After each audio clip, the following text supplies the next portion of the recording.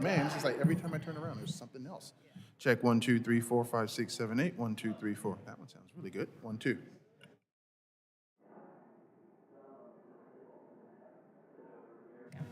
Major general. 1, 2, 3, 4, 5, 5, 5, 5, 5, 5, 5. I've been pretty good.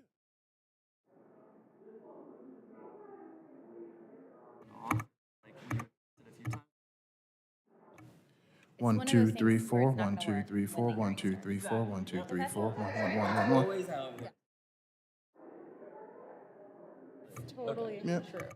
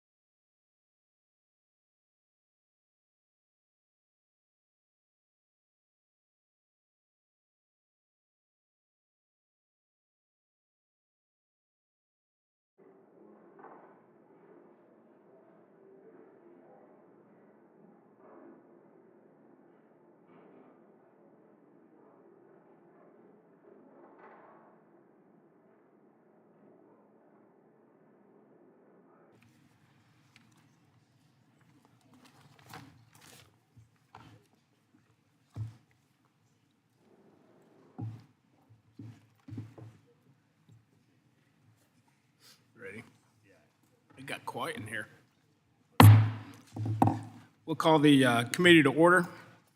I'd ask unanimous consent that the chairman be authorized to declare a recess at any time during today's hearing. And without objection, that is so ordered.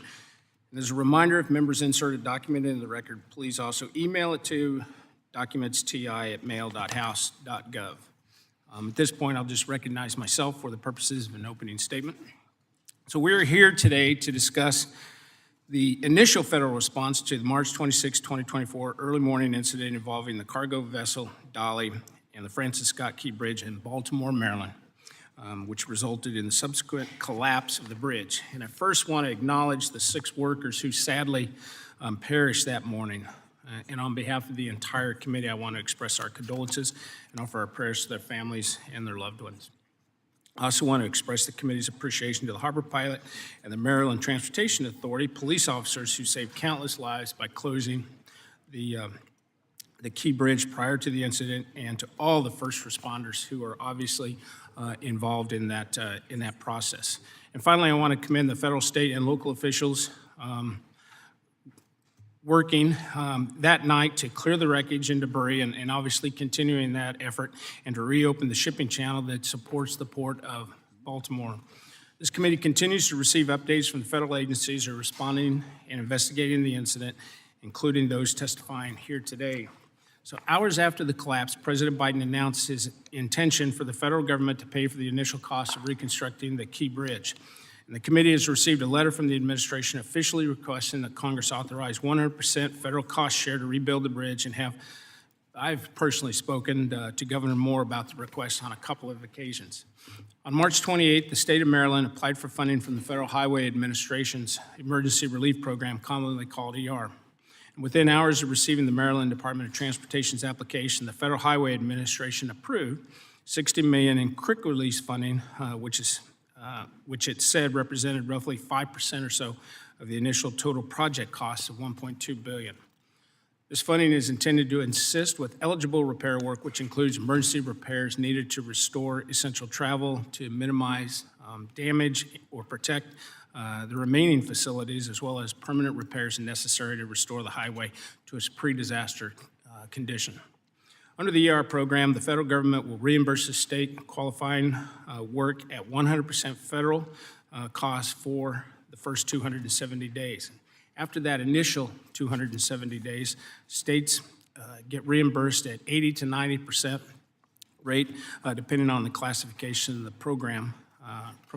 Which the program also provides flexibility to allow for reimbursement up to 90% in some cases. So this past Friday, May 10th, the Federal Highway Administration informed the committee that they had designated a portion of I-695 that includes the bridge as part of the interstate system effective April 29th, meaning that Maryland's reimbursement rate is now going to be guaranteed up to 90%. All that is to say that while the president's request has been received and it's under consideration, Congress still has roughly 6 months to act before any cost share changes might occur. So despite initial estimates of $1.2 billion to rebuild the bridge, media reports now indicate that the state of Maryland estimates that the bridge may cost somewhere between $1.7 and $1.9 billion. So it's important that we have a very firm estimate before we take any further action on the cost share. In addition, if the company that owned and operated the ship is found to be liable, we must make sure that the government actively works to recover any money that is owed. And that could help offset the bridge funding or be used to make the people and companies who obviously rely on and work on the Baltimore Harbor to make them whole. So several members of this committee have visited the site with our federal partners, and for those who wish to go up there and see it for themselves, the committee will continue to facilitate visits on a regular basis. So at this stage, we need to make sure that we are not getting ahead of the facts and let the NTSB and other agencies complete their investigations. But as we continue to learn more, we will ensure that members of Congress have all the information that is available to them. And I do want to thank all of our witnesses for being here today, and I look forward to the testimony. I did talk to the governor just this morning about the hearing coming up, and he's pretty optimistic about the litigation too moving forward. I mentioned that just briefly in my opening statement, but It sounded very interesting and very, very promising. So with that, I will turn to Ranking Member Larson for his statement. Thank you, Chair Graves, for holding this hearing. I want to thank each of the administration officials for joining us to discuss the Francis Scott Key Bridge recovery effort.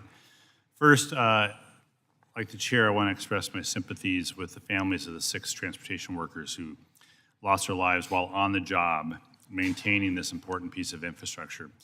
This incident is a reminder of why safety always has to be the top priority in transportation.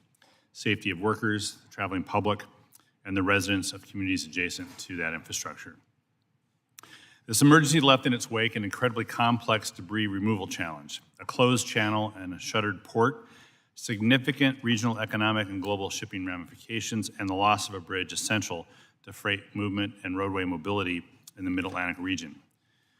Vice Admiral Gautier and General Graham, I want to commend you and your team and your leadership and the tireless efforts of the women and men under your command for their incredible work to safely remove debris and return the channel to the operations that currently exist under extremely challenging circumstances. The degree of difficulty became clear when I visited the site of the collapse last month. I want to thank the Coast Guard, the Corps, your state partners on the Unified Command, especially the Maryland State Police, for guiding many members of Congress in our various trips to witness the damage. I look forward to hearing the latest updates from you today on the status of the cleanup and the estimated timeline for the full reopening of the Channel and Port of Baltimore operations. I'm also eager to learn what resources and authorities the Coast Guard and the Corps will need from Congress as the full costs and impacts of the response become more concrete.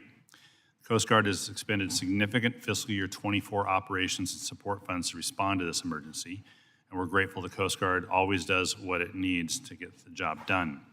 Yet it's unreasonable to expect the service to absorb these response costs, which were obviously not budgeted for in advance, without impacting the Coast Guard's ability to perform other missions.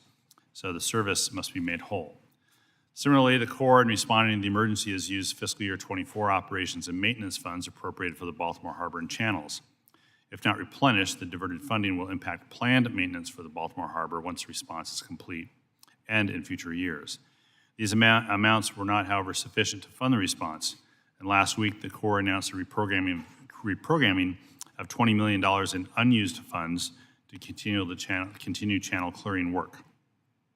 This level of reprogramming is unprecedented and demonstrates, in the absence of supplemental funds provided by Congress for this cleanup, the budgetary juggling the Corps has to do to get the bridge out of the water and off the vessel so the Port of Baltimore can reopen. That juggling will continue.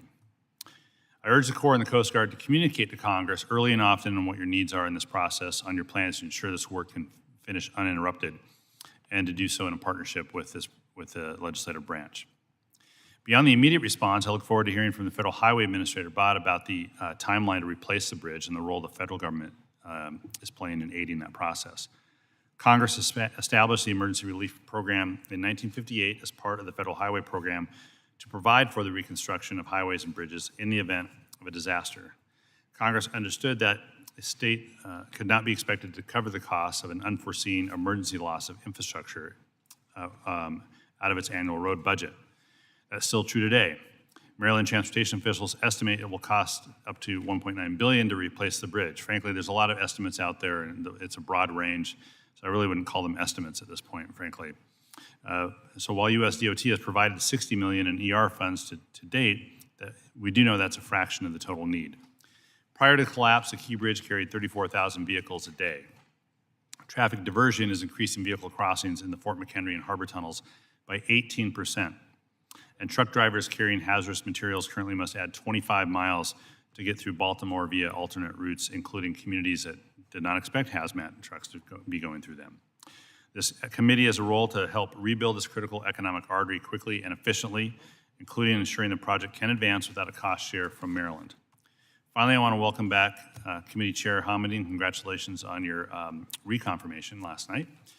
The NTSB's thorough investigation of this catastrophe will help answer questions about how to prevent future elisions, shore up bridges, save lives, and protect our critical infrastructure. I look forward to what Chair Hamady is able to share about this incident based on the NTSB's preliminary findings, which was released yesterday afternoon, I believe. So thank you to each of our witnesses. I want to thank the chair for calling this hearing today, and I look forward to what you all have to say. With that, I yield back. So I'd ask unanimous consent that the witnesses' full statements be included in the record, and without objection, that is so ordered. I'd ask unanimous consent that the record of today's hearing remain open until such time as our witnesses have provided answers to any questions that may be submitted to them in writing, and without objection, that is also so ordered. And I'd also ask unanimous consent that the record remain open for 15 days for any additional comments and information submitted by members or witnesses to be included in the record of today's hearing, and without objection, that is so ordered.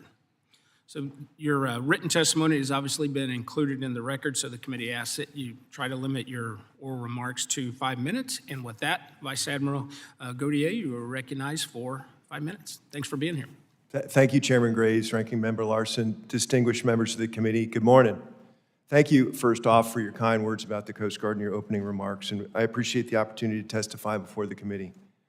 In the early hours of March 26, the container ship Dali struck and collapsed the Francis Scott Key Bridge.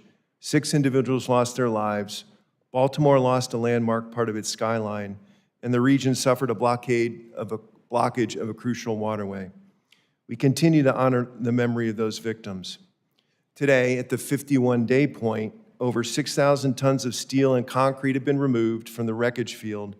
Access has been restored to the Port of Baltimore, with more than 35 large commercial vessels sailing through a limited access channel, and 375 additional commercial and recreational vessels have used 3 shallower temporary access channels, the first of which was established just 6 days after the bridge collapse. The hazardous materials aboard the motor vessel Dali were stabilized, as was the ship itself. And I'll report today that Unified Command believes that the Dali will be able to be refloated and removed from that site early next week is what they're looking at. Particularly notable, countless complex steps in this operation have been completed without a single worker injury. These monumental efforts were made possible through the exemplary unity of effort of the Unified Command, rapid mobilization of personnel and resources, strong coordination, and trusted partnerships. The Unified Command formed within the first few hours per the National Response Framework, our national doctrine for response to disasters and emergencies. The Coast Guard, Army Corps of Engineers, Maryland State Police, Maryland Transportation Authority, Maryland Department of the Environment, and Witt O'Brien's, which represented the owners and operators of the Dali, have effectively leveraged each other's jurisdictions, authorities, and capabilities to get us where we are today. The Coast Guard is proud to be part of this response. Our women and men serve on the front lines of a nation whose economic prosperity and national security are inexorably linked to our maritime transportation system. We exercise 6 of our 11 statutory missions in this response, from the early hours of the search and rescue response to restoring vessel traffic by setting aids to navigation. The Coast Guard's broad authorities position the service to coordinate activities to assure the safety, security, and stewardship of our waterways, but we're also successful through partnerships and continuously exercising, operating, coordinating with federal, state, and local industry partners. And one prime example, Chairman, you mentioned, is the fantastic work on the quick notification by the pilots to the MTA dispatch, which inevitably saved countless numbers of lives. But the work is not done. The Unified Command remains sharply focused on the full restoration of the MTS. Active investigations continue in parallel with the response, including the Coast Guard's Marine Board of Investigation, our highest level of marine casualty investigation, to determine the incident's causal factors and support the development of preventative recommendations. Our investigation is in cooperation with the NTSB, which has taken the lead on the safety investigation, and the Coast Guard investigation is also moving concurrently and separately from the Department of Justice's criminal investigation. While we look forward to the results of these investigations, it is evident, looking more broadly, that the size and complexity of ships has grown over the years, placing greater demands on our marine transportation infrastructure that may not have kept pace with the increased risks that these vessels pose. It's time for us to more broadly understand these risks So as Deputy Commandant for Operations, I will be convening a nationwide Board of Inquiry under Title 46 U.S. Code, led by my Assistant Commandant for Prevention Policy, Rear Admiral Wayne Arguin. The purpose will be to assess the efficacy of the Coast Guard's suite of risk management tools, evaluate how recently they've been used within major ports, and establish a holistic national-level approach to develop risk profiles, identify ways to address vulnerabilities, and propose actions to reduce the risk of major incidents. This Board of Inquiry is a necessary step to bolster our MTS resiliency and assure the safe and secure and efficient flow of commerce on our waterways. Coast Guard's ready to lead this effort. Thank you for this opportunity and for your enduring support of the Coast Guard, and I look forward to your questions. Next, we have Major General Graham. Thanks for being here. Recognized for 5 minutes. Chairman Graves, Ranking Member Larson, distinguished members of the committee, thank you for the opportunity to testify before you today to discuss the emergency response by the U.S. Army Corps of Engineers to the collapse of the Francis Scott Key Bridge. On behalf of the Corps, please allow me to begin today by offering our heartfelt condolences to the families of the 6 individuals lost to this tragedy. From the outset, we were committed to supporting the efforts to recover their loved ones. Our thoughts and prayers continue to be with them. Soon after this tragic event occurred, Maryland Governor Wes Moore declared a state of emergency, and the Corps' Baltimore District Commander, Colonel S.D. Pinchason, activated the district's Emergency Operations Center. Our state-of-the-art survey vessels, which usually serve to verify the depth and width of the federal channels, were deployed to support the initial search and rescue dive operations. Our support then evolved as the Army Corps joined a multi-agency effort across all levels of government to form a unified command. I've been in a good many disaster responses over the years, and this unified command team, led by Coast Guard Captain David O'Connell, is one of the best I've ever seen. The guidance from the President was clear from the beginning. Clearing the wreckage from the federal channel was the Army Corps' top priority. We needed 3 things to immediately execute this mission: authority, current funding, and the right contracting capacity. Authority. We used the authority for the Baltimore Harbor and Channels project. Congress authorized the Army Corps to construct and maintain a 50-foot deep channel. That channel was now fully blocked by the wreckage of the Key Bridge. Funding. We initially used available FY23 and FY24 funding for that Baltimore Harbor and Channel project. Additional funds, as discussed earlier by Ranking Member Larson, have been provided through internal emergency reprogramming actions using aged, unused funding just from Harbor Maintenance and Trust Fund projects. The Army Corps has not used this emergency reprogramming authority at this scale for over 15 years. The third thing we needed was contracting capacity. The Army Corps has a standard interagency agreement with the Navy's Supervisor of Salvage and Diving. Led by Captain Sal Suarez and Director Paul Hankins, SupSalv are true world-class professionals. They have a suite of contracting tools that give us access to superb salvage companies. In this case, the contractor they're using is Don John Marine from Newark, New Jersey. The Army Corps turns to Navy SupSalv often to leverage their unique expertise. I last worked with SupSalv in 2022 during Hurricane Ian response in Central Florida. Navy SupSalv helped us pump the Upper Kissimmee River backwards for a few days, saving around 12,000 homes south of Orlando from flooding. They're true professionals who know how to deliver outstanding results. With these 3 elements in place, we embarked on the complex task of determining how to begin clearing the approximately 50,000 tons of concrete, asphalt, and steel from Patapsco River. For context, that's over 200 Statues of Liberty worth of material. After conducting extensive engineering analysis, the Army Corps, in collaboration with our partners, developed an ambitious but feasible timeline. Our plan was to initially clear a 35-foot deep limited access channel by the end of April and restore the full 50-foot federal navigation channel by the end of May. Certified by the Coast Guard, the limited access channel was open to one-way vehicle traffic on April 25th, a week ahead of schedule. This channel could support approximately 70% of the port traffic, particularly the car carriers that are so important to Baltimore. To open up the full channel, we first had to execute the most difficult task, that of removing a section of bridge that had collapsed onto the bow of the dolly. I'm delighted to report that on Monday of this week, the team successfully used precision demolitions to cut the bridge away from the ship.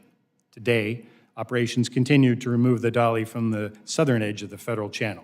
This will facilitate the removal of the remaining bridge wreckage from the river. We remain on track to open the full 700-foot wide by 50-foot deep federal channel by the end of May. In closing, we're tremendously proud to be part of the stellar unified team who was mentioned earlier, safely removing the bridge wreckage from the federal channel, allowing the Port of Baltimore to resume its role as a key supply chain node and vital economic engine. Thank you, Chairman Graves, Ranking Member Larson, and members of the committee, and I look forward to answering your questions. Thank you. Next, Administrator Batt, you are recognized for 5 minutes. Thank you, Chairman Graves, Ranking Member Larson, and members of the committee. Thank you for the opportunity to appear before you today. The collapse of the Francis Scott Key Bridge on March 26th was a tragic event for Baltimore, Maryland, and the entire nation. While the collapse of the bridge itself was shocking, we must not lose sight of the devastating impact this tragedy has had on the victims and their families. The 6 victims were fathers, husbands, and friends in their homes and communities, and they were valued members of the construction workforce. We will always mourn these 6 individuals who lost their lives while working to strengthen our transportation system. I also want to thank the emergency responders who acted quickly to save lives.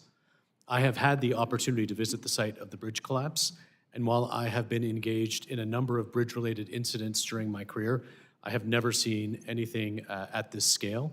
It is a monumental task to clean up the site and rebuild. And yet, as I appear before the committee today, I have a great feeling of optimism, witnessing the ability of industry and government entities to work together in times of calamity, as they have done in the weeks since the bridge collapse. Immediately following this catastrophic event, the Federal Highway Administration mobilized internally across multiple offices and externally with local, state, and federal partners to support the response.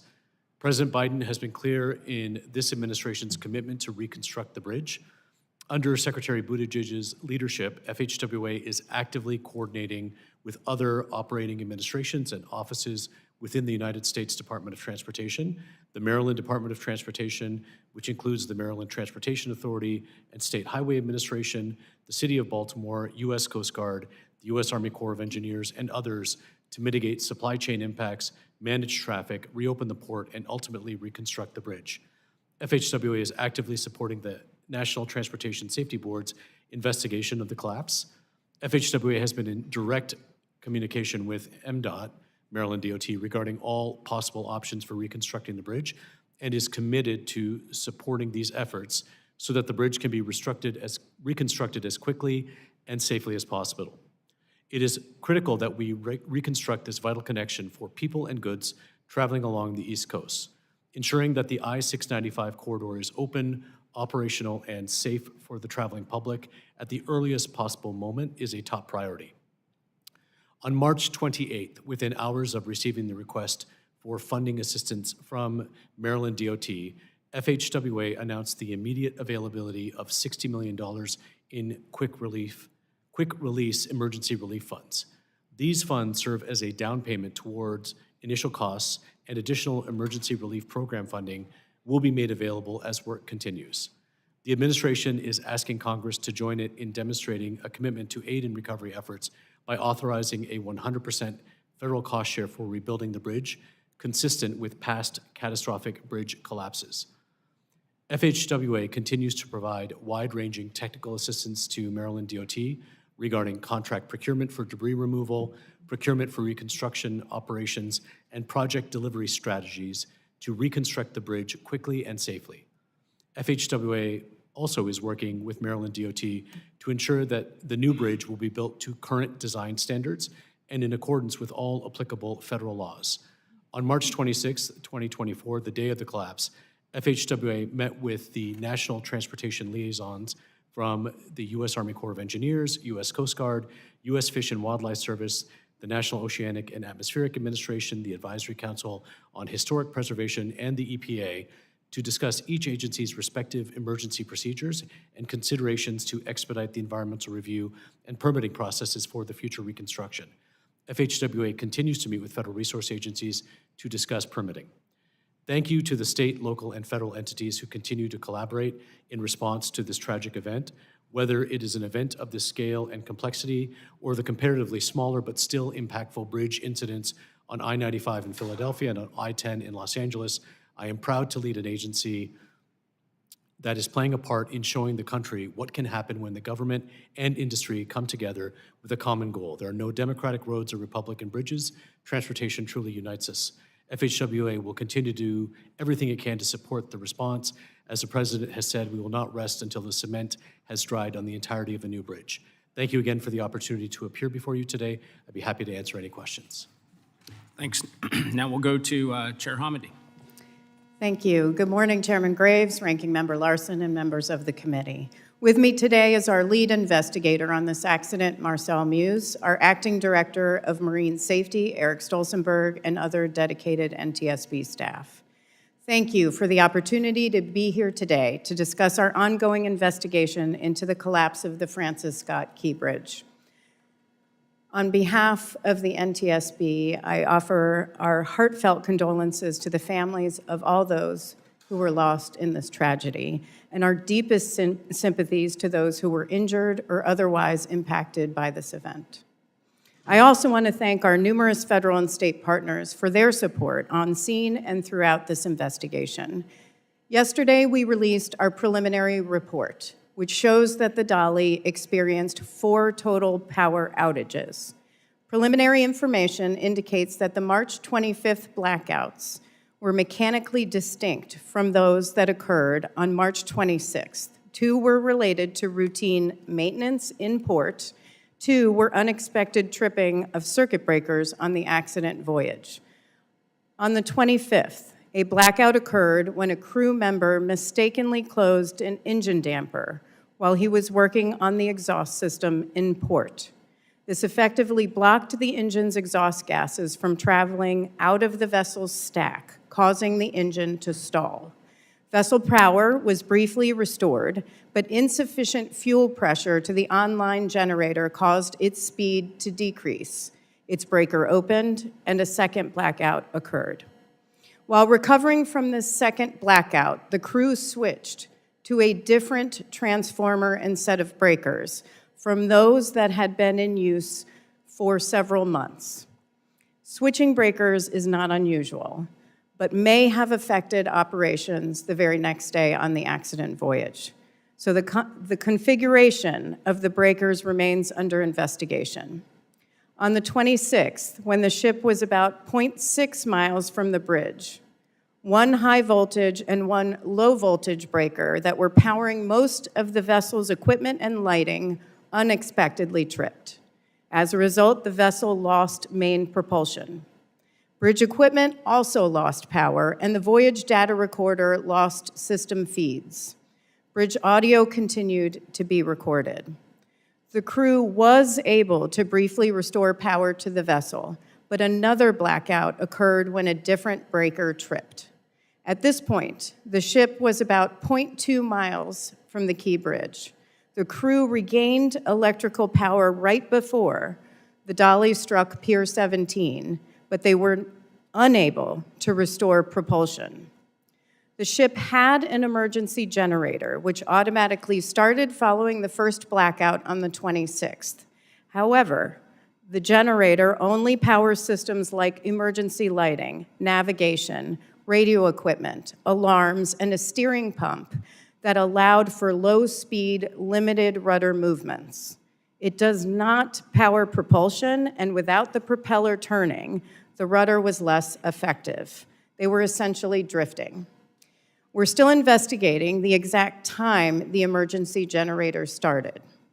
Going forward, this is a complex investigation. Our investigators have been on scene consistently since this accident. In fact, they are on board the vessel as I testify today. It is unprecedented to be there that long.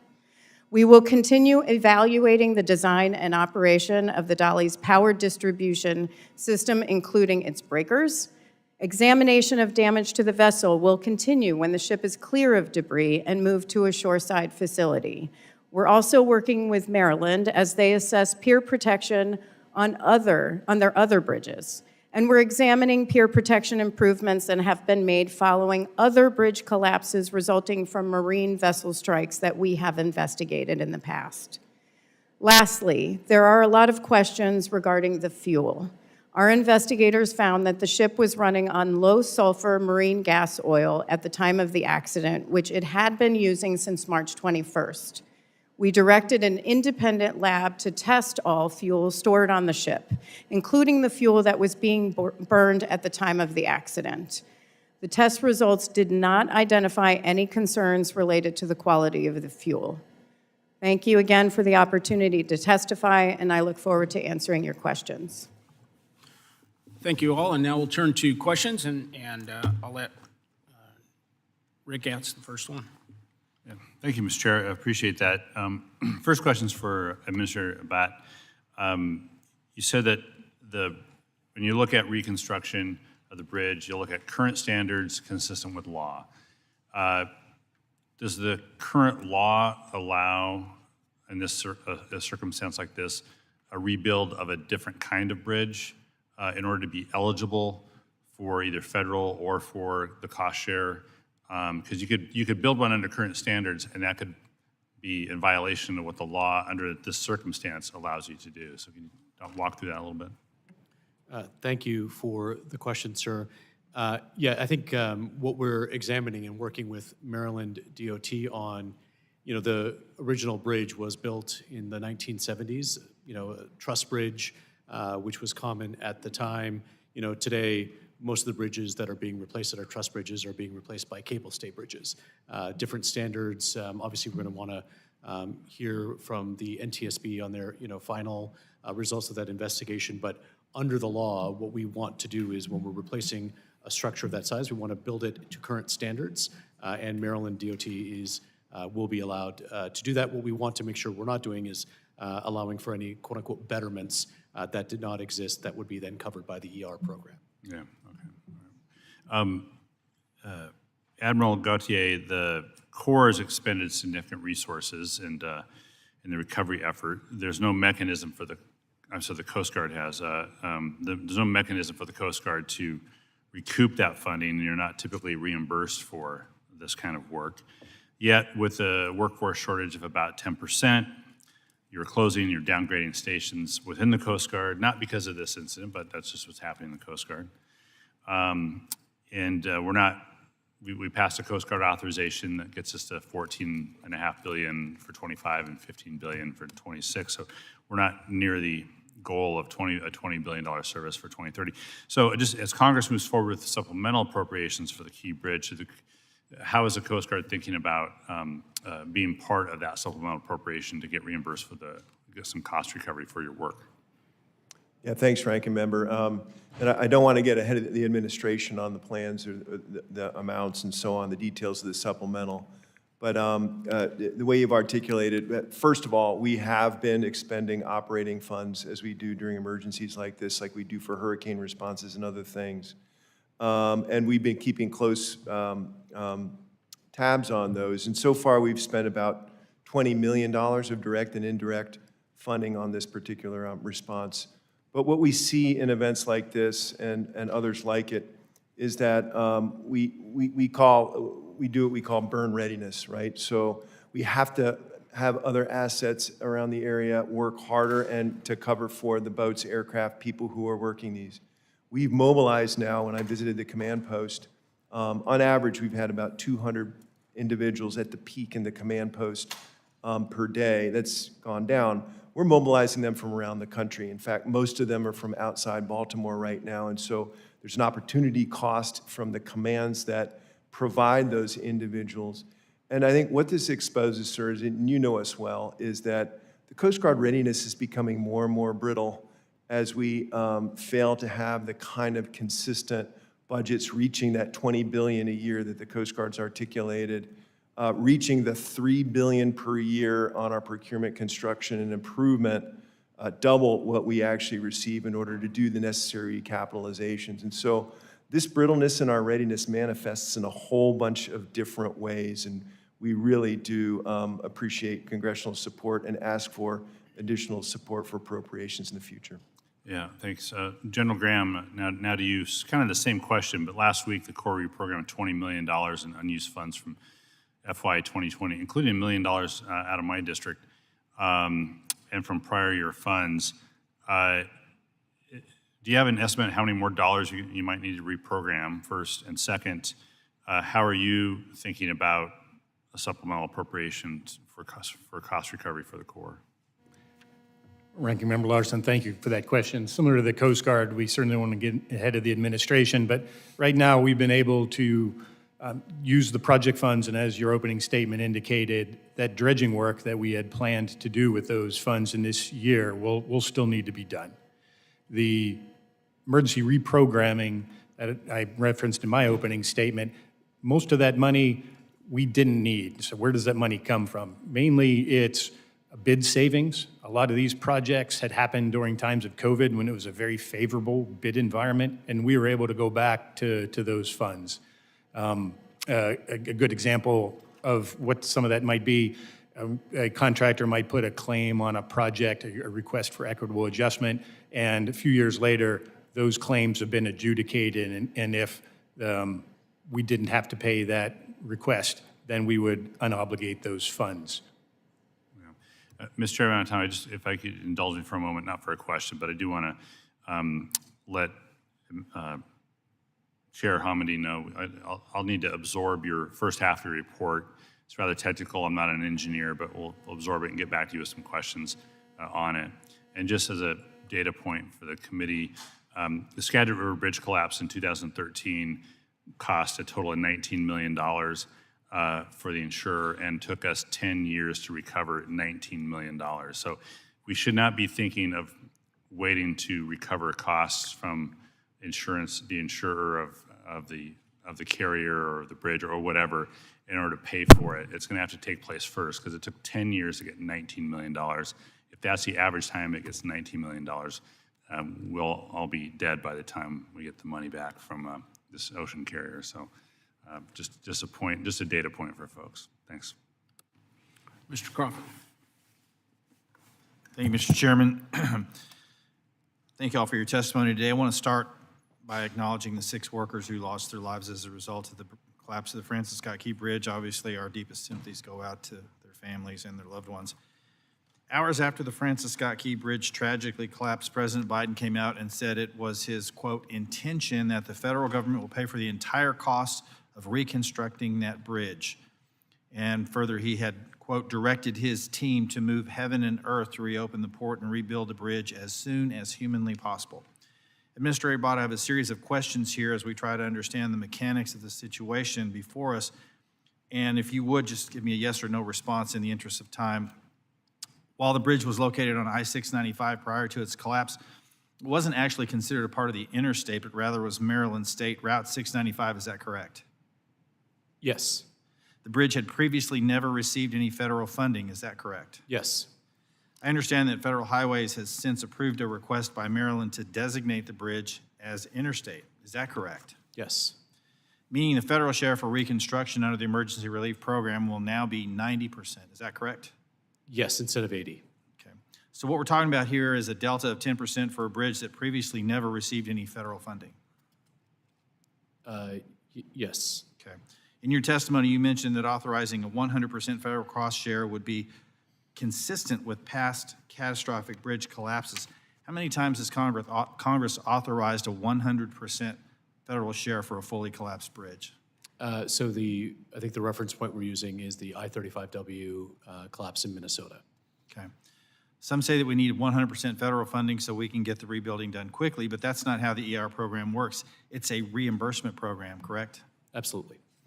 As I understand the ER financing process, generally individual states, the division offices, and the program office have a process to make sure that projects are ready to receive funding and work can be completed in a specified time period. Is that right?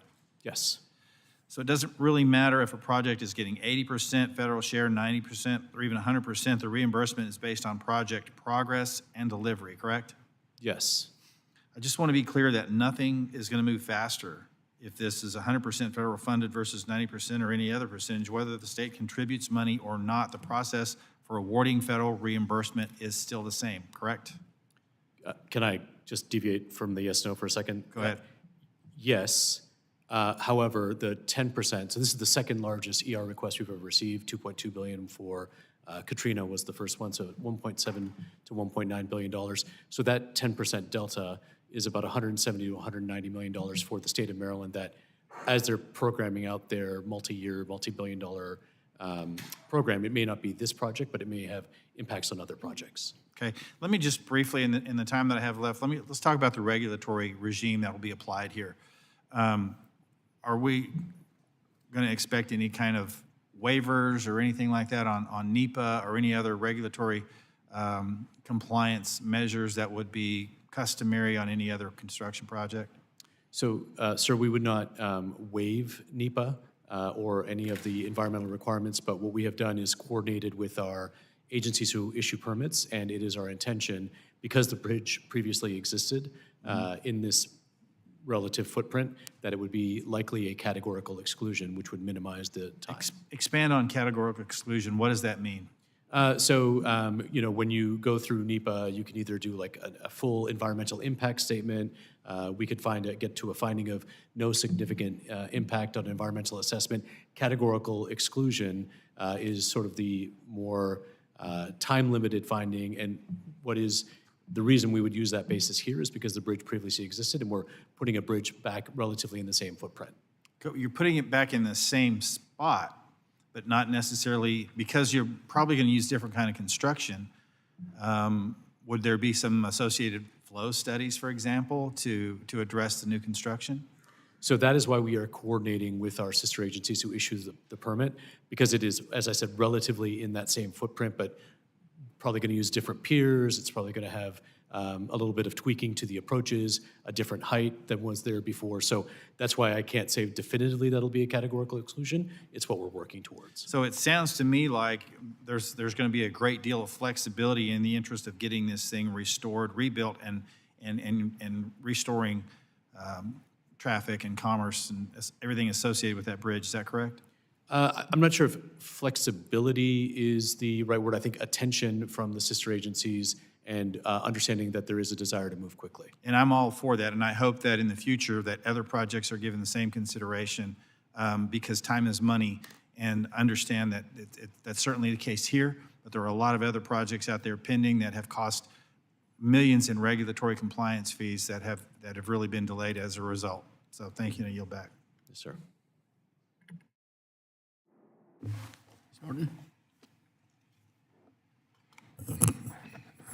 Thank you, Mr. Chairman. Administrator Batt, Department of Transportation data show that traffic crashes rose 29% on alternative routes in the weeks following the Key Bridge collapse.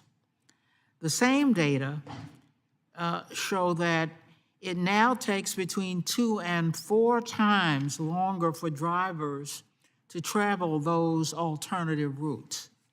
That traffic means trucks are delayed in reaching their destinations, commuters are late getting to their jobs or home to their families, and there is more air pollution and wasted fuel. How has the loss of the Key Bridge hurt traffic safety and reduced mobility for drivers in the Baltimore region? Thank you for the question. I think, you know, we saw in Philadelphia after I-95, we had that bridge collapse, that there was just all kinds of traffic moving through neighborhoods and trying to find their way. And I think a similar effect is happening in Baltimore. Usually when you have an impact where you remove a significant piece of infrastructure, traffic seems to level out after a while. That's not happening here in Baltimore to the same extent. And I think it's because of just the criticality of this artery. It's part of the Northeast Corridor. It's important for Maryland. It's important for Baltimore, but it's also important for the Northeast Corridor. And so, yes, there are trucks and vehicles moving through neighborhoods that they would not normally be on, and that's why it's so critically important that we move with as much speed as possible. Administrator Batt, it is clear that we need to restore commerce to the Port of Baltimore and rebuild the bridge to improve safety and mobility in the region. the full Maryland delegation has proposed legislation to provide 100% federal share for the cost of the new bridge. I wholeheartedly support this legislation. What effect would the 100% federal share have on efforts to rebuild the bridge quickly? Thank you, Representative, for the question. I've spent a lot of time running state DOTs in my career. I've been on the private side, so I was with AECOM before this job that works on bridges across the globe. And I would just say what the benefit of the 100% share brings is just it removes an element of uncertainty. So right now, I think Maryland, and I have to commend Maryland DOT, just really been consummate professionals throughout this process. Right now, what they're contemplating is an ER shortage that we have told them about, that we have, $3.7 billion in unmet needs as the Federal Highway Administration, with about $870 million available for nationwide ER efforts. And so we're telling them we believe that we'll have the ER funding there for you. And then they have the uncertainty of the 90% versus the 100%. We did remove the 80% uncertainty. And so as you're planning out these multi-year, multi-billion-dollar construction programs, not knowing whether or not that $170 million is going to be there, does it impact things right now at this moment? No, they're going to move forward, but as they're projecting out and as they're trying to build their construction program, other contractors, it's an element of uncertainty that would be helpful. And just to clarify on the 100%, obviously any insurance payments, as the ranking member had mentioned, would be reapplied. So I can pretty much with certainty guarantee this will not be 100% federally funded eventually, because we will recoup all of the insurance payments as possible, and they will go back into the ER funds. But as the ranking member mentioned, we don't want to wait through all of the litigation and the NTSB investigations, insurance issues for that. Thank you. I yield back. Mr. Webster. Thank you, Mr. Chairman, for putting this together. It's very informative. Thank you, witnesses. Last week, the Army Corps notified congressional offices that they would be utilizing the Emergency Reprogramming Authority to the program to reprogram approximately $33 million of previously appropriated operation and maintenance, harbor maintenance trust fund dollars for recovery costs imposed by the collapse of the Key Bridge.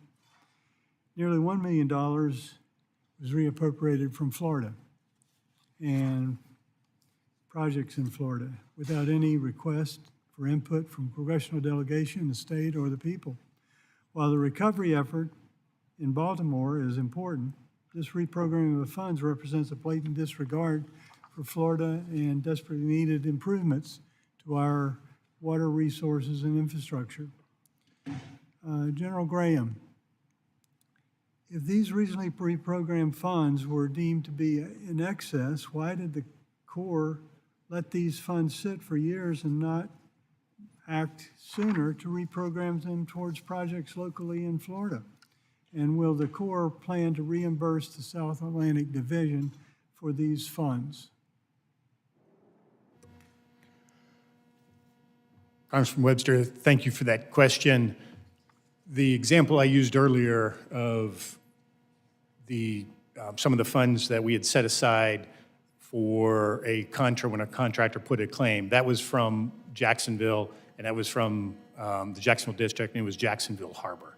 So in this case, those funds, I think $300-some thousand, are no longer needed for the Jacksonville Harbor project. So those funds in particular, that we had set them aside for a need and that need didn't materialize, we will not seek recoupment for those. We did do this work, this emergency reprogramming work, Congressman, very rapidly.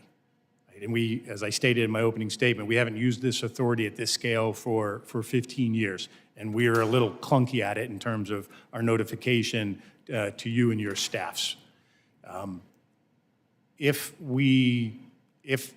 I'll use Jacksonville District as an example, if there are some of those funds that they do find a need for, we'll figure out a way to make sure that the projects continue. To your first comment on some of those old funds that have been sitting out there for a while, why haven't we cleaned up the books sooner? Sir, you're absolutely right. We should have. As you know better than most, that the Gulf states fought against the National Contingency Plan Unified Command Structure response throughout the Deep Horizon oil spill.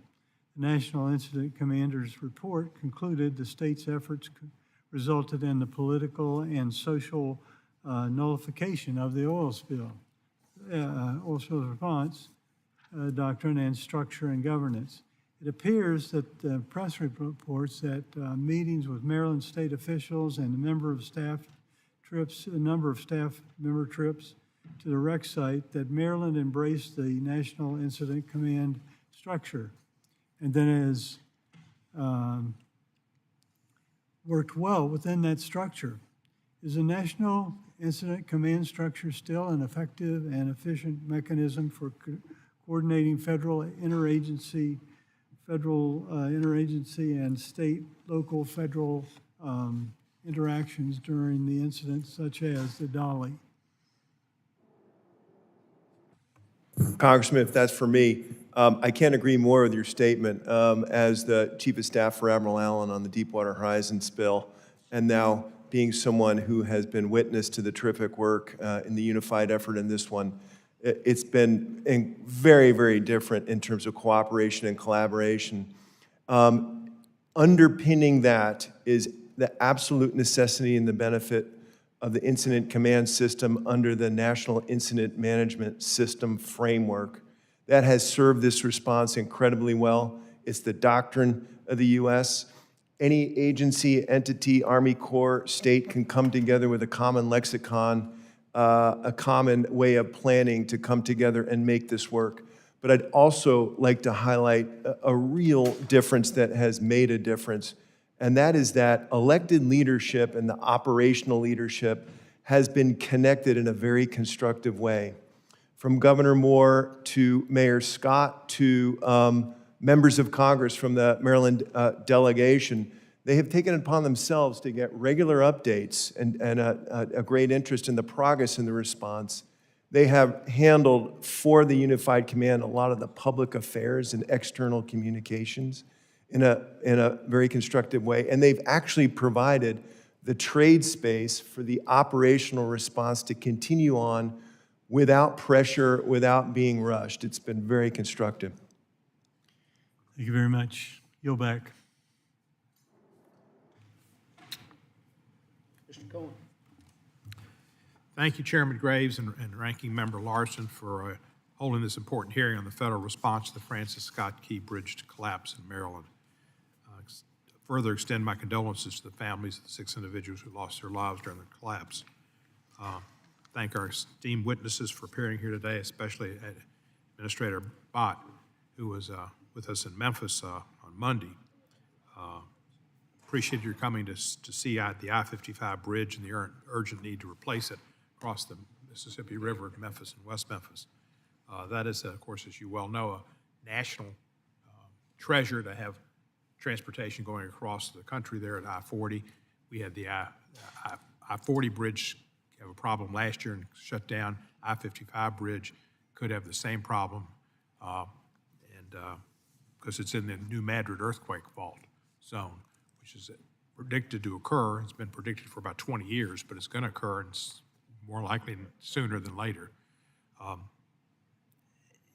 As y'all look at the damages to the Key Bridge, which were caused partially, I think, because it wasn't built to withstand that large of a boat. And it could have been, maybe the piers could have been buttressed and made it more stable. Is that correct? Mr. Bott, can you answer?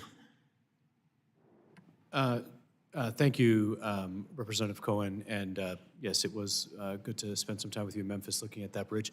I think one of the things we're waiting for, and it was great to see the preliminary report from the NTSB, but I think we're going to be working closely with the NTSB just to figure out exactly what types of protection might be needed for bridges and what could have been possible, but again, I don't want to step into the NTSB realm. I'm sorry, please.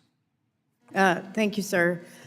For the Key Bridge, we are obviously looking at, there were 2 dolphins on the east side, 2 on the west side. They're rather small, and the vessel just sort of bypassed the dolphins. What ended up striking the pier was the starboard side of the bow that hit the column. The pier protection around the column itself is timber, concrete, a little bit of steel, but it's very close into the pier itself.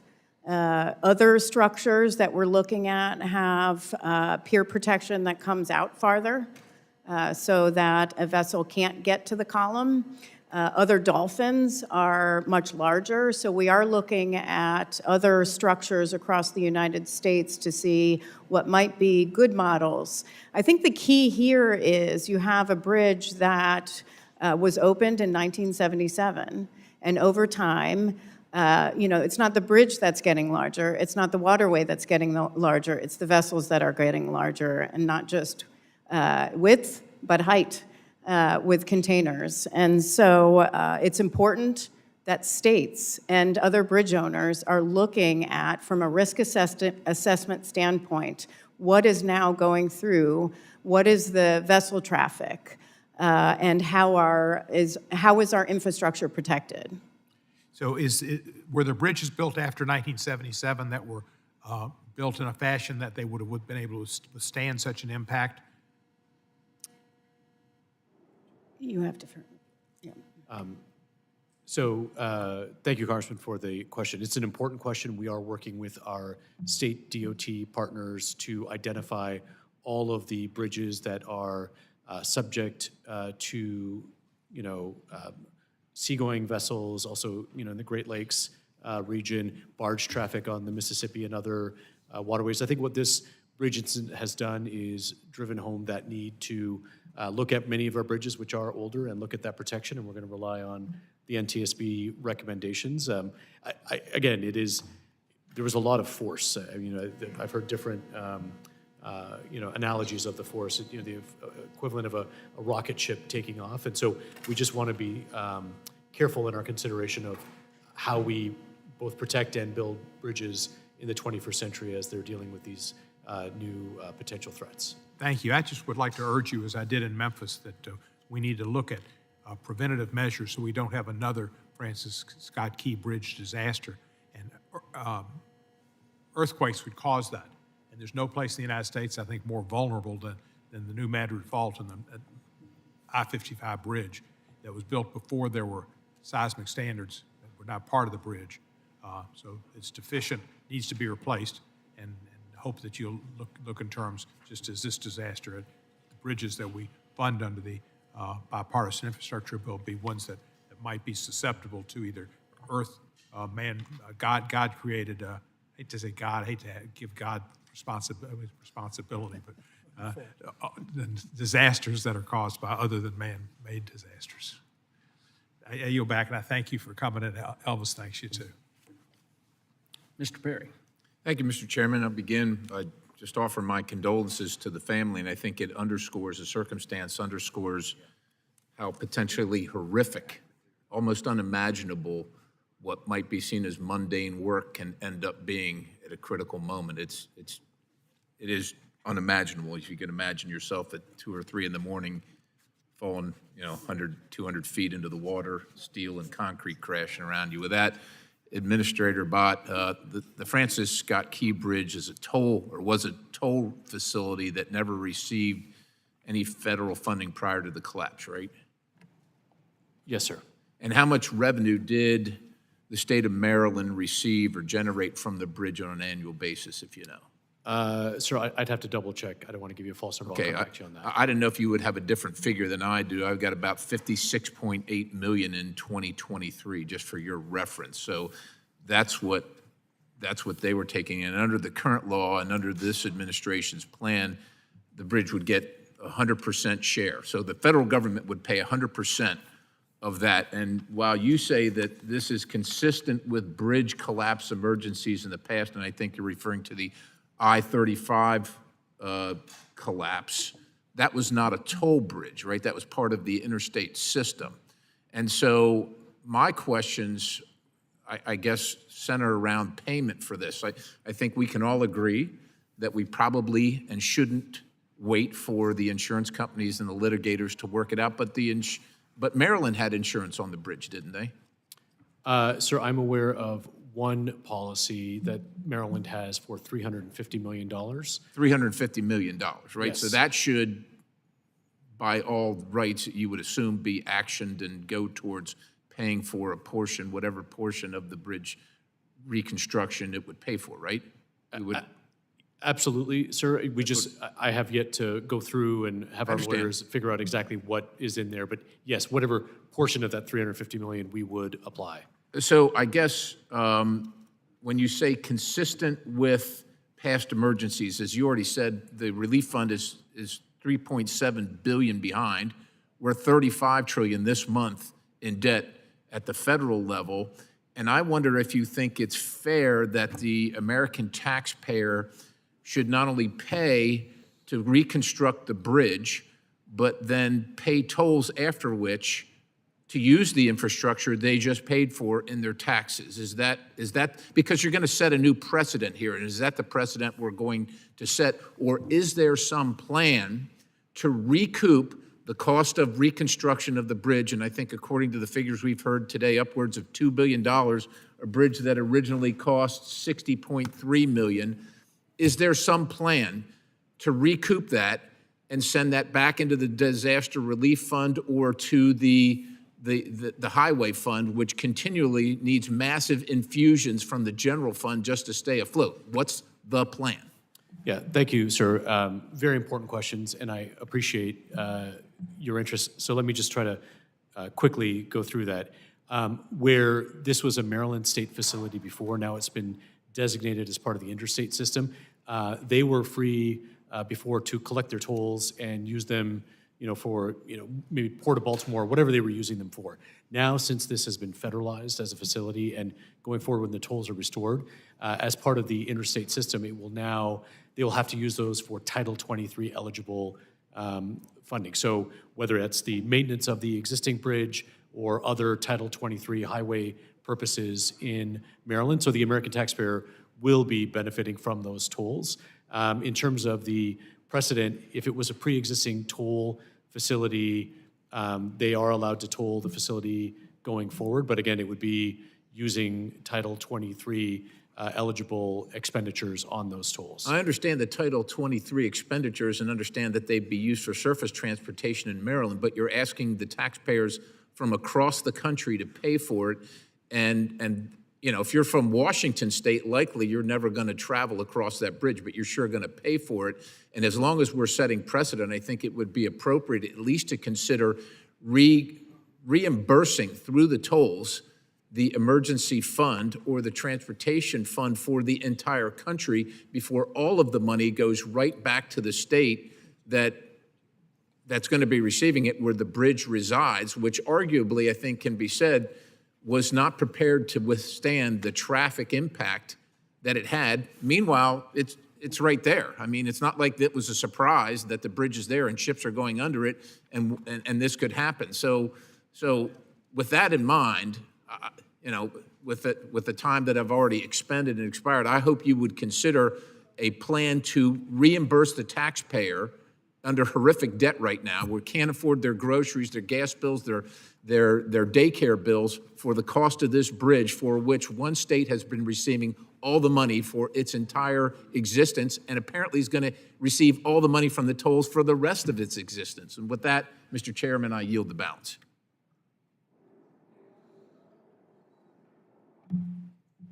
Mr. Garamendi, you're recognized. Thank you, Mr. Chairman. Thank you for the hearing. Witnesses, Vice Admiral and General, you and your teams and the support organizations that you've contracted with are doing extraordinary work, and we thank you for that. The issue before this committee was pretty much laid out by the chairman in his opening remarks.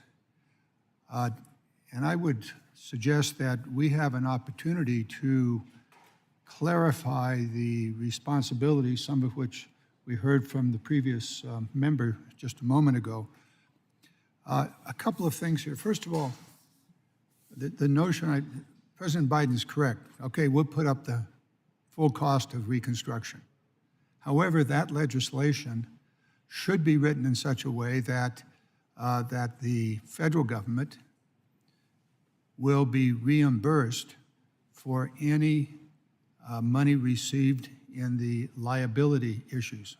The $350 million that the state of Maryland had as an insurance policy on the bridge, as well as whatever other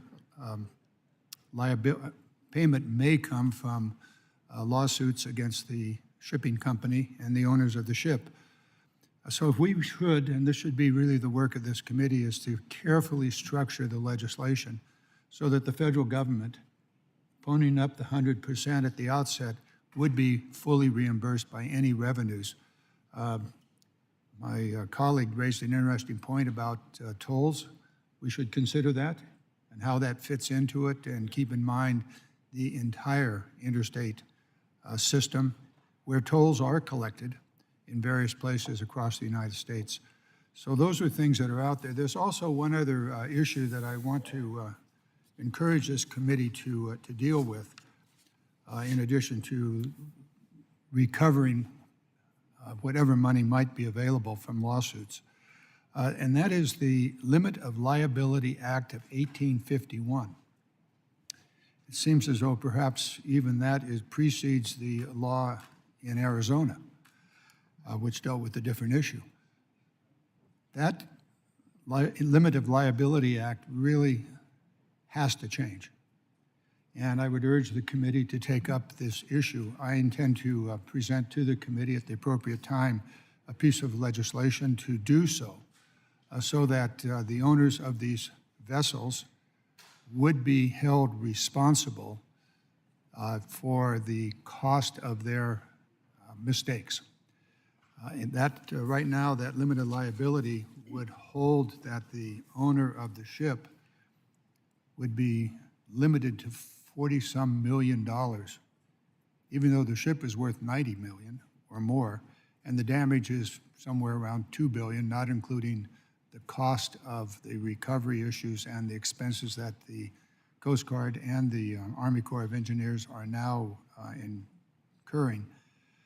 So my point here is to raise this policy issue and really the work of this committee as we go forward. I think the chairman correctly pointed out that we don't need to do much for the next couple of months, but this year we have to pass legislation to clarify the ability of the federal government to receive any funds that are available from various lawsuits that are out there.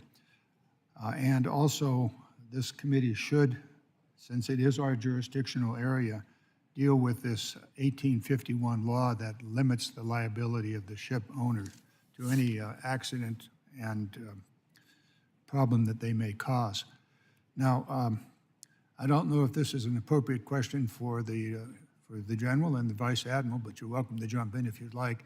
But I think, Mr. Batt, and if you might comment on this issue about how we might structure legislation to recover whatever damages may be in the future from either insurance or lawsuits.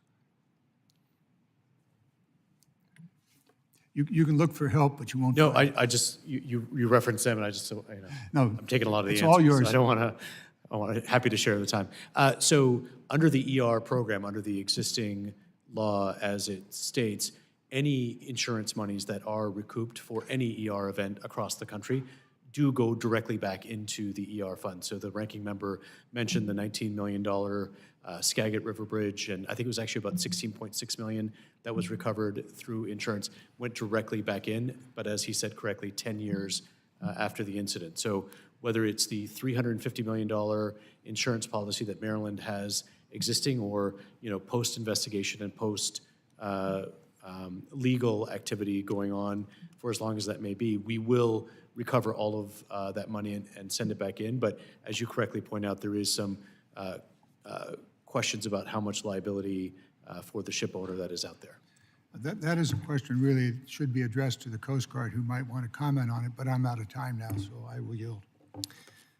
Gentleman's time has expired. Mr. Babin, you're recognized. Sir, thank you, Mr. Chairman, and thank you to the witnesses for being here and your testimonies. I think there's definitely some resentment among my colleagues and the American public about this incident. The perception here is really frustrating, and you've already addressed some of these, but I'd like to ask my questions.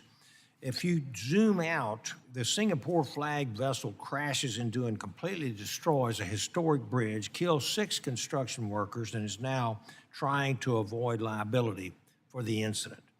People have a lot of questions. Is it safe for foreign flag vessels to operate in U.S. waterways? Are other bridges safe? I've heard a number of questions wondering whether their bridges are safe.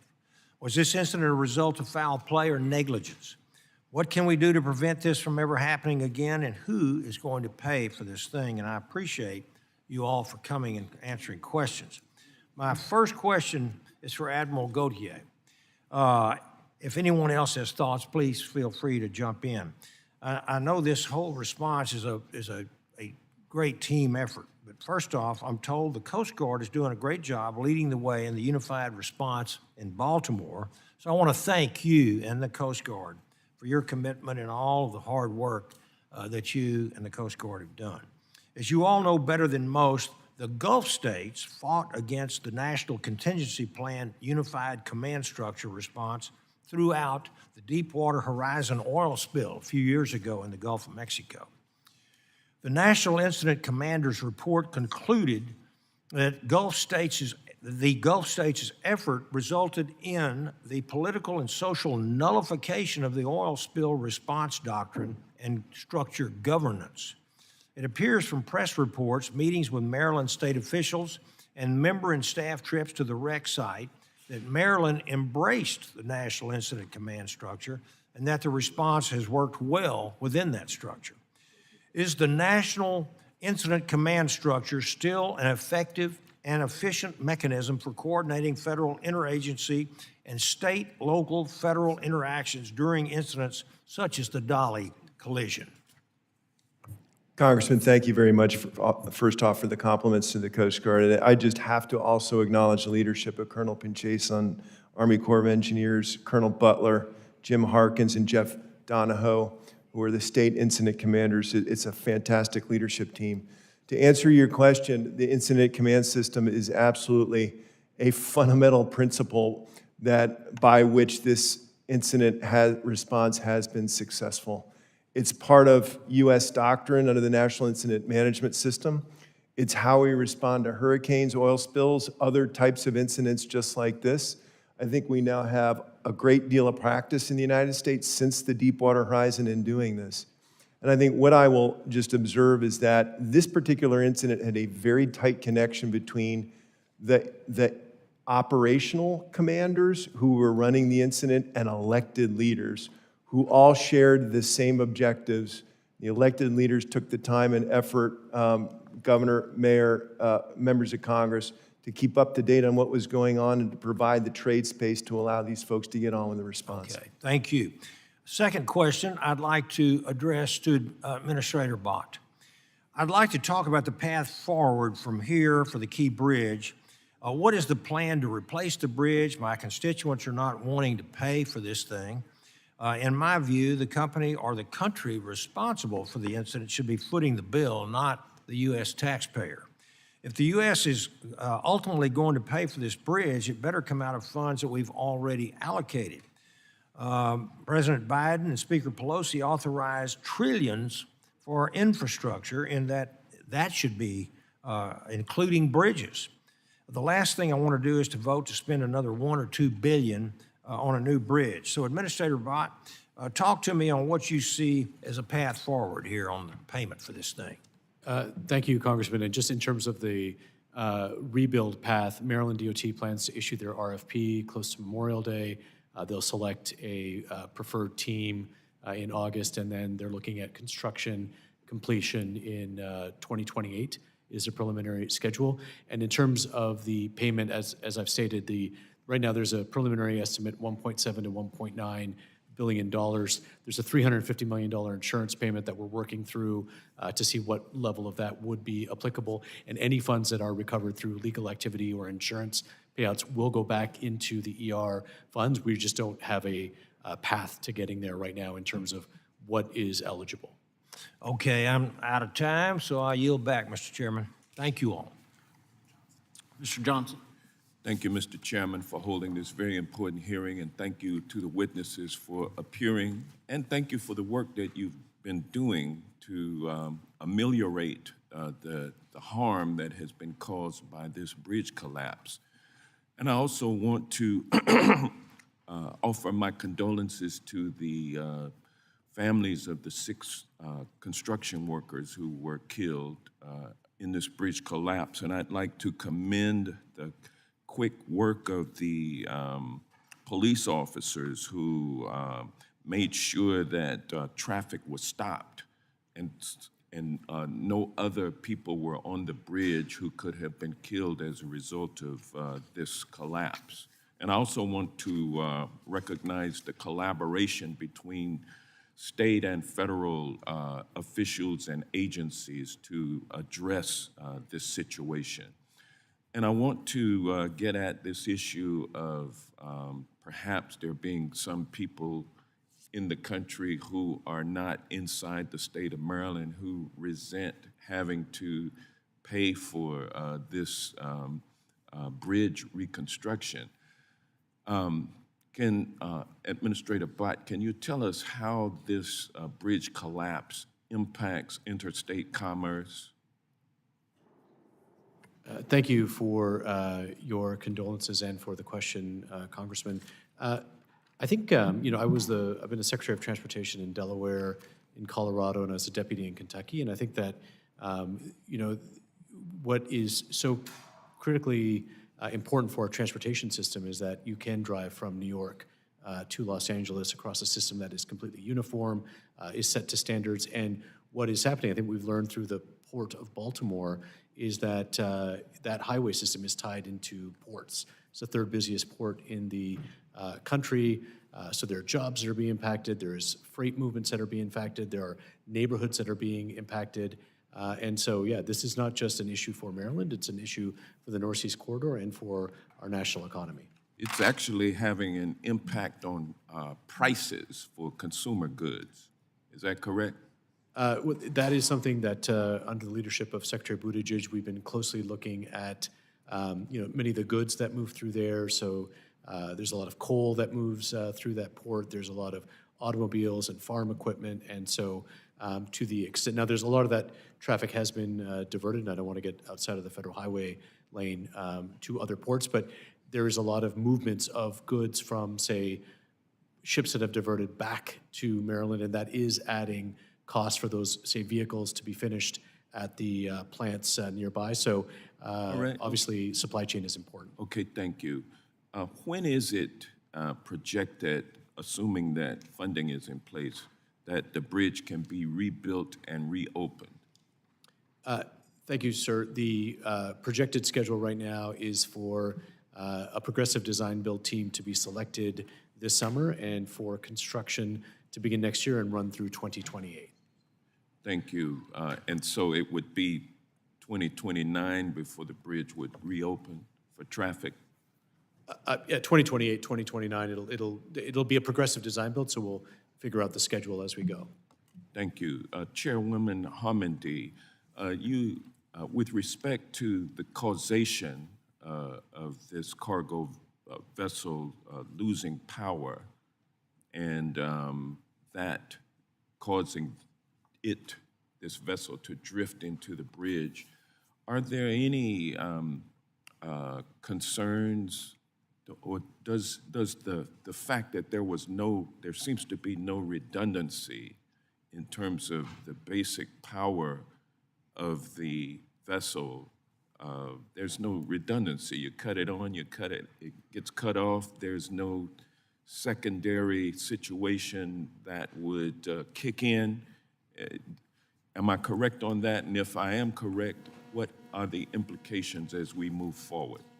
Yeah, I mean, there's certainly redundancy in the electrical system and the circuit breakers. They switched circuit breakers after the power outages in port.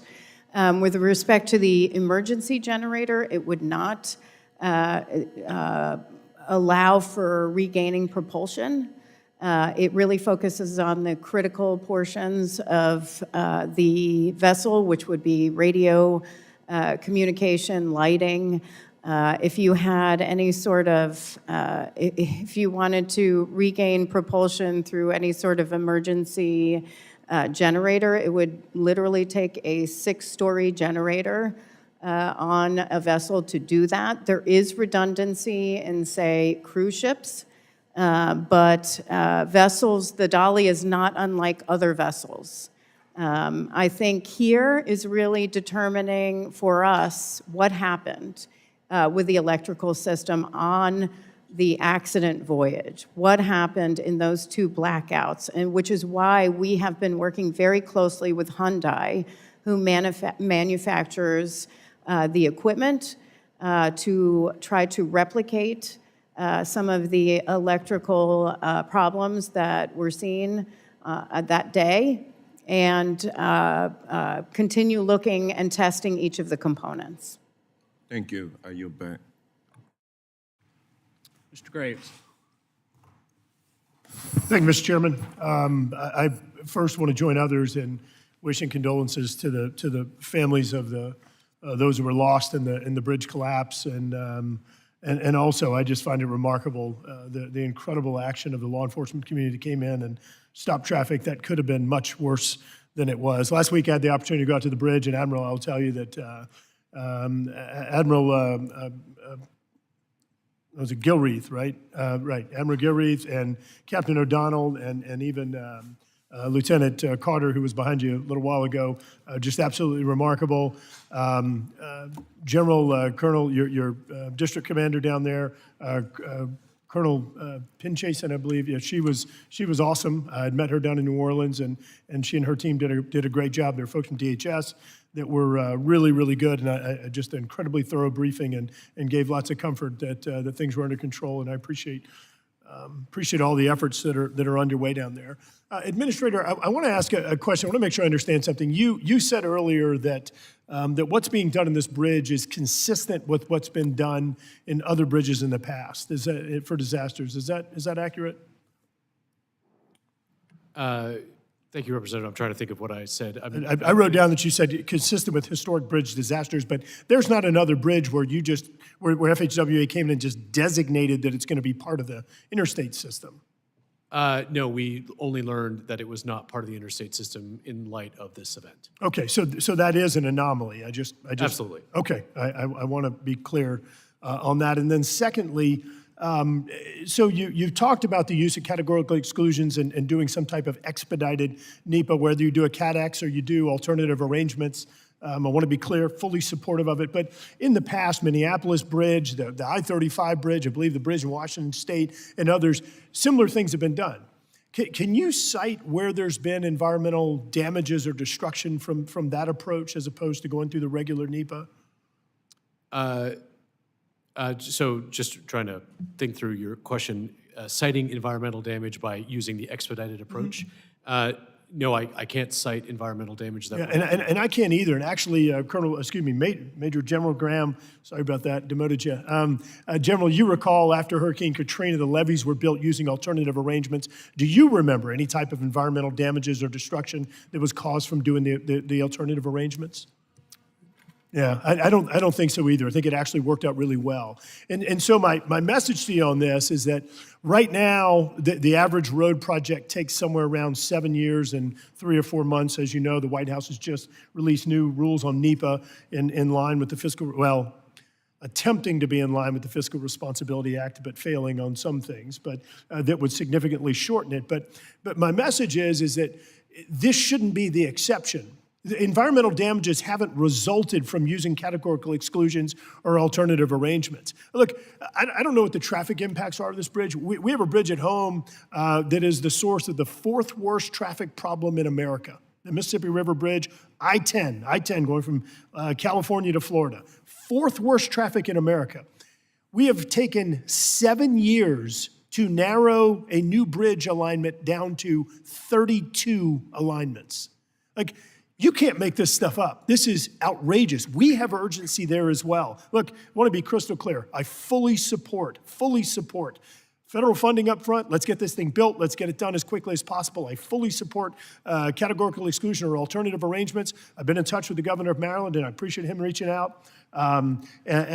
But this is a major anomaly. We've got a toll. We've got a responsible party. This isn't a natural disaster. And I think that we need to make sure that we're holding the responsible party accountable.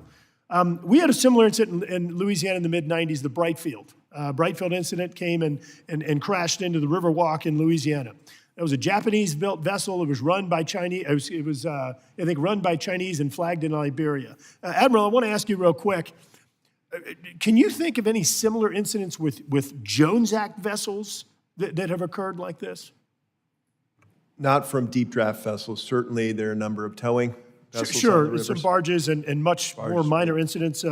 Chairman, how many are you aware of anything?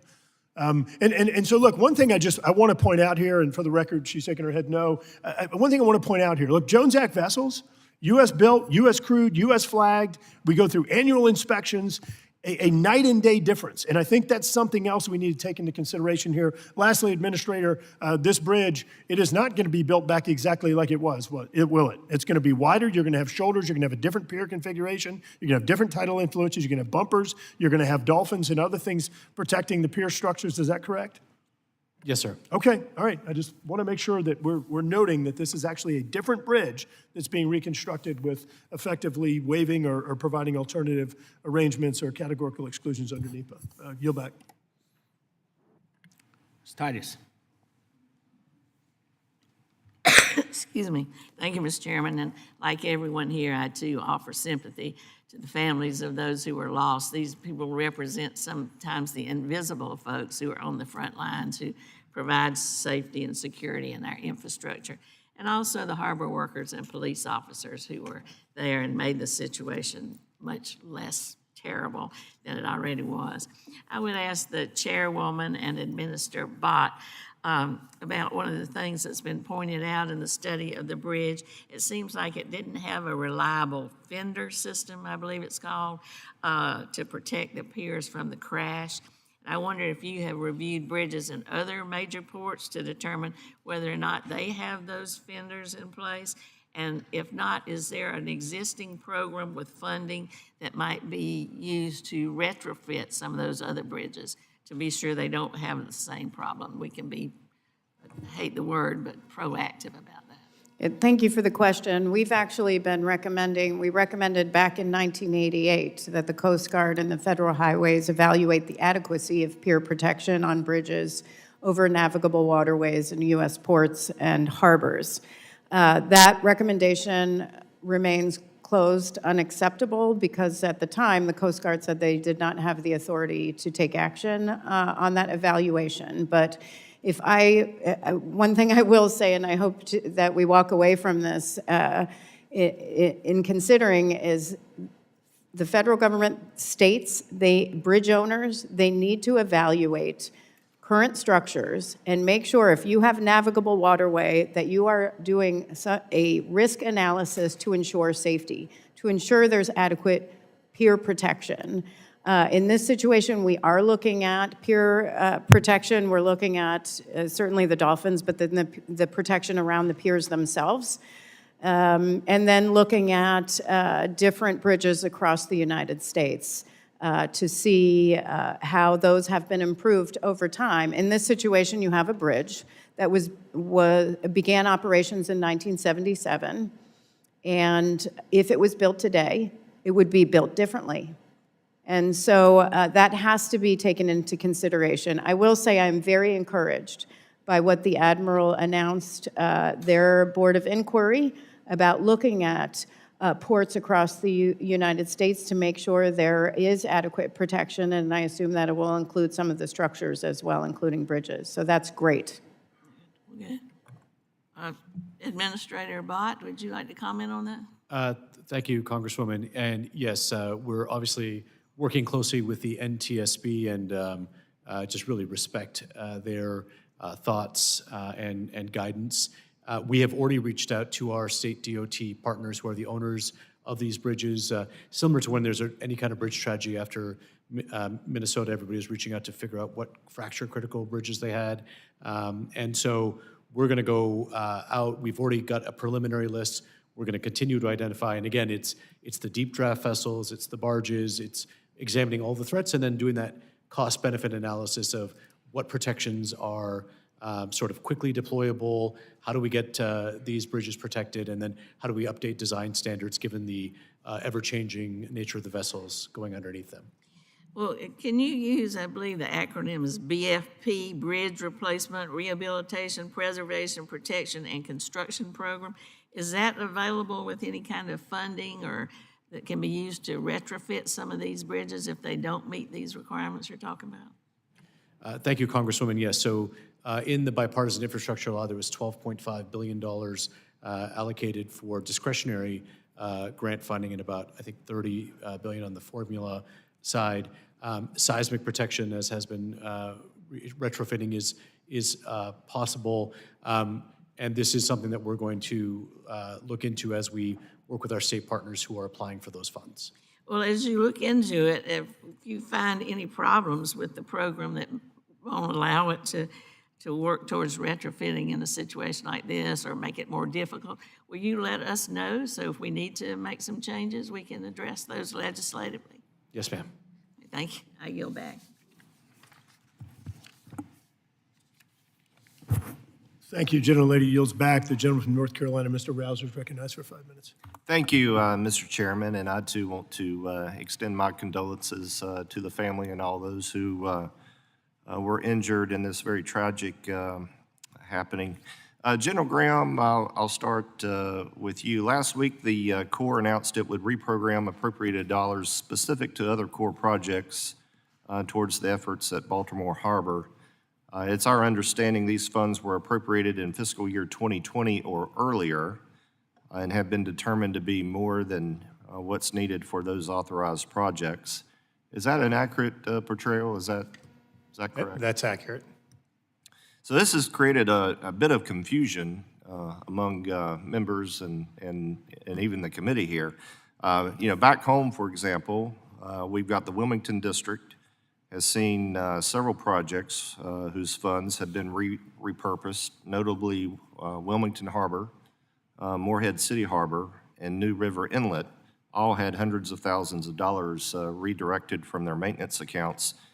Can you provide the committee with the amount of reprogrammed dollars, a list of the projects you are reprogramming those funds from, and which districts those projects are in? Absolutely. Because we would greatly appreciate those answers as quickly as possible.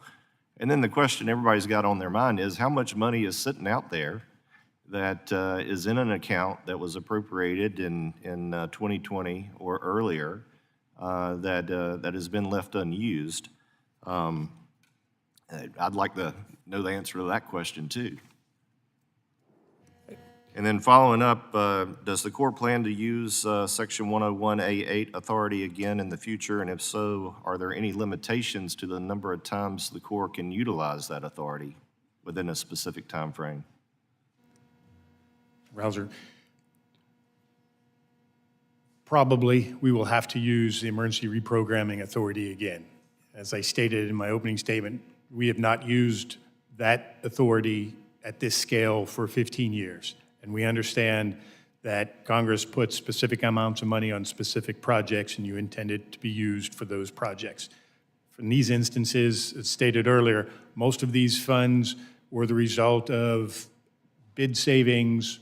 They were the result of we held on to additional money to settle claims with contractors. And so it's relatively a good news story that we saved the taxpayers money. To your statement on our accounting procedures, do those need to be looked at so that those funds old funds aren't sitting out there? Absolutely, and we're committed to that. Thank you. Following up, given these funds are well on their way to being reprogrammed, does the Corps plan to return any funds to those districts? What's your plan there? And if so, what would that timeline be? To make sure I understand the question correctly, the districts had no uses for these funds, and so as such, we don't plan to return them. If they come up with and say, we do need some of these, we'll work with them to make sure that those projects can be delivered. Sure. Well, every district has a disaster of some sort at some point, and I suspect that all those Army Corps districts around the country like to be able to have a little flexibility to tap into funding that was allocated specific to projects within their jurisdiction, which is why I asked that question. And with that, Mr. Chairman, I think that exhausts my line of questioning. I yield back. North Carolina yields back. Mr. Carbajal, recognized for 5 minutes. Thank you, Mr. Chair. I recently made a visit to the Francis Scott Key Bridge incident with a number of my colleagues to see it firsthand. Admiral Gautier, the Coast Guard has an obligation to respond to all marine casualties, but incidents of this size have an outsized impact on Coast Guard resources. This incident, unfortunately, comes at a time of strained resources and a 10% workforce shortage. What is the operational strain on the Coast Guard's responding to the bridge collapse, and how can Congress help? And what is the impact on the workforce? Congressman, we've mobilized people from across the country. We've activated reservists to staff the command post and to respond here. We've used cutters and small boats from around the area, helicopters and so on, to do this response. So there's an immediate area impact to readiness, certainly, but what we know is that for unplanned incidents like this, where we mobilize a lot very quickly, there are also readiness impacts that happen well beyond the initial site. And so I think in terms of, and going into what's likely to be a pretty severe hurricane season, I think the main thing here is that in order for the Coast Guard to reconstitute and be ready for the next one, we need to have continued and enduring financial appropriation support from Congress. We spent about $20 million so far in direct and indirect costs here, but we know that our readiness in the waterways management field is brittle. We're short aids to navigation. There's a cutter that's on scene as a patrol commander that is 62 years old, the Coast Guard cutter Sledge. We are working to recapitalize that class of cutter and the Waterways Commerce Cutter, and this is repeated again and again in terms of aircraft recapitalization, major cutter recapitalization support for our people. Thank you. Admiral Gautier, the IMO ensures minimum global standards for safe shipping practices. The U.S. flagged vessels are subject to higher standards and scrutiny. This is one of the several reasons I believe it is unacceptable that we rely on flag of convenience vessels to carry over 98% of our international cargo. There's a small minority of my colleagues who believe that the Jones Act should be repealed. I am not one of them. How would your job of ensuring safety in U.S. waters be made more difficult if U.S. vessels sailing in our coastal waterways and inland rivers were supplanted by foreign ships with foreign mariners? Congressman, your question is related to safety and the Coast Guard implications of safety. The Jones Act has been with us for 100 years. It's pretty foundational to how maritime commerce flows in the United States. And the Coast Guard's worked very hard to provide an equivalent level of safety from foreign flag vessels, foreign crews at IMO through established standards. But what I really can say here is that the Jones Act is crucial for our maritime security elements in terms of the industrial shipbuilding capability in the United States of America that the Coast Guard and that the Navy and Merit and others rely on in terms of construct our U.S. flag military and public vessels as well. And we do not want in any way, shape, or form to jeopardize that maritime security element of the defense industrial complex through shipbuilding. Chair Homendy, it is common practice for American mariners working on U.S. flagged ships to work on board a vessel for 2 to 3 months at a time. Mariners sailing on a flag of convenience vessels often remain at sea for longer. In the case of the Dolly, I understand that the engineers have been on board for more than 8 months. Since your preliminary report showed at least one mistake by the engineer, should we be concerned with the prevalence of flag of convenience vessels which operate with lower standards, operating in and around critical U.S. infrastructure?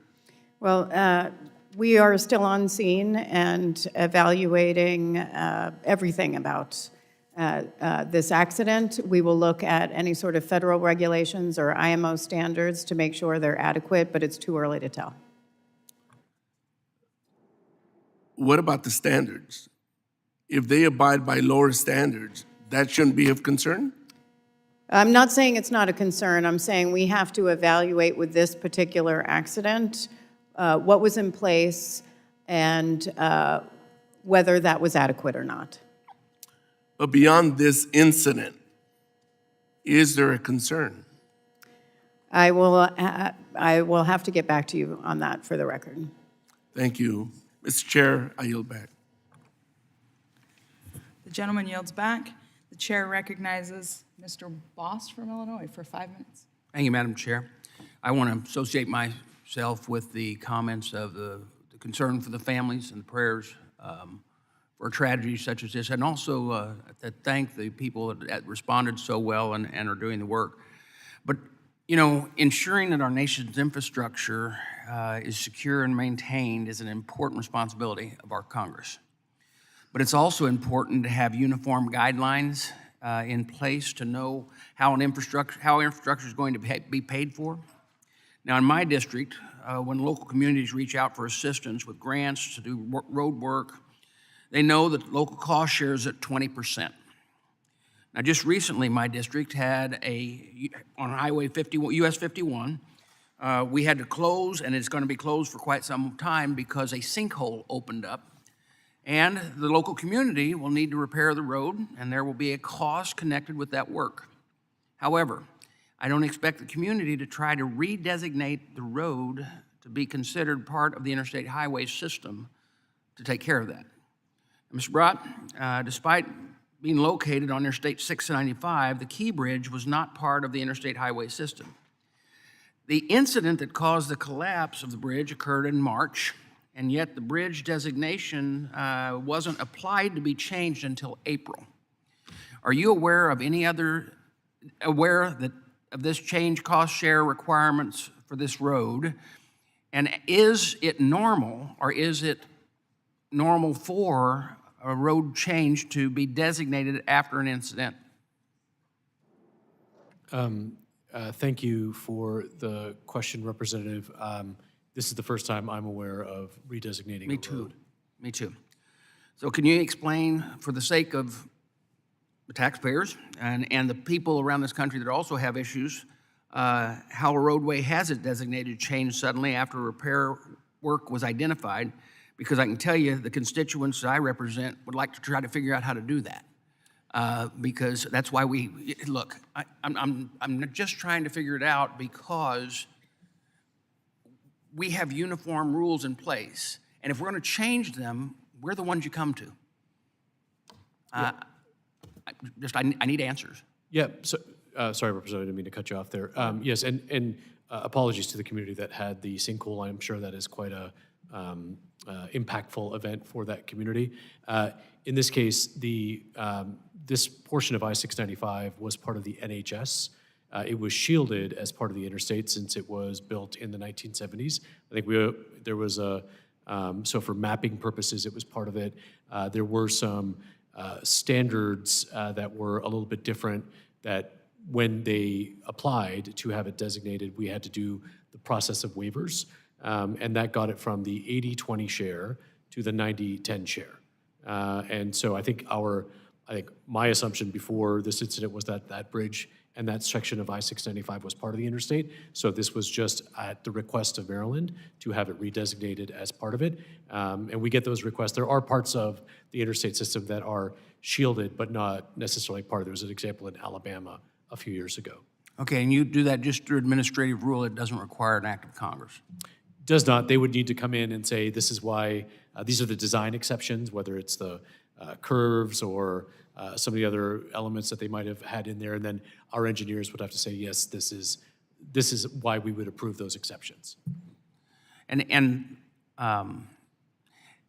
you've got to understand the concerns of uniformity, and I understand, believe me, I'm not arguing, let's not fix it as fast as possible. I'm not arguing that, hey, whatever the cost is, as we're trying to recoup, as was mentioned by several people questioning, insurance is not going to pay off overnight. There's going to be arguments. There's going to be all of that, and we're going to fight for that.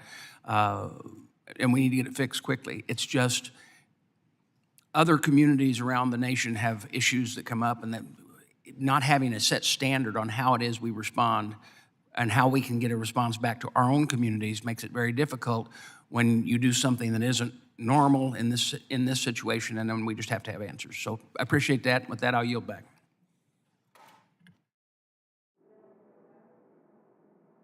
The gentleman yields back, and I recognize Mr. Garcia for 5 minutes. Thank you, Madam Chair and Ranking Member, for hosting this hearing, and thank you to all of the witnesses. I want to echo the sentiment of other members who are remembering the tragic loss of life of 6 workers, all of them immigrants from Mexico and Central Americans, all of them seeking a better life in this country, meeting a very tragic fate. So as we rebuild the Key Bridge, we must also advocate for stronger workplace protections for all, including immigrant workers. And this brings me to my first question, Administrator Bott.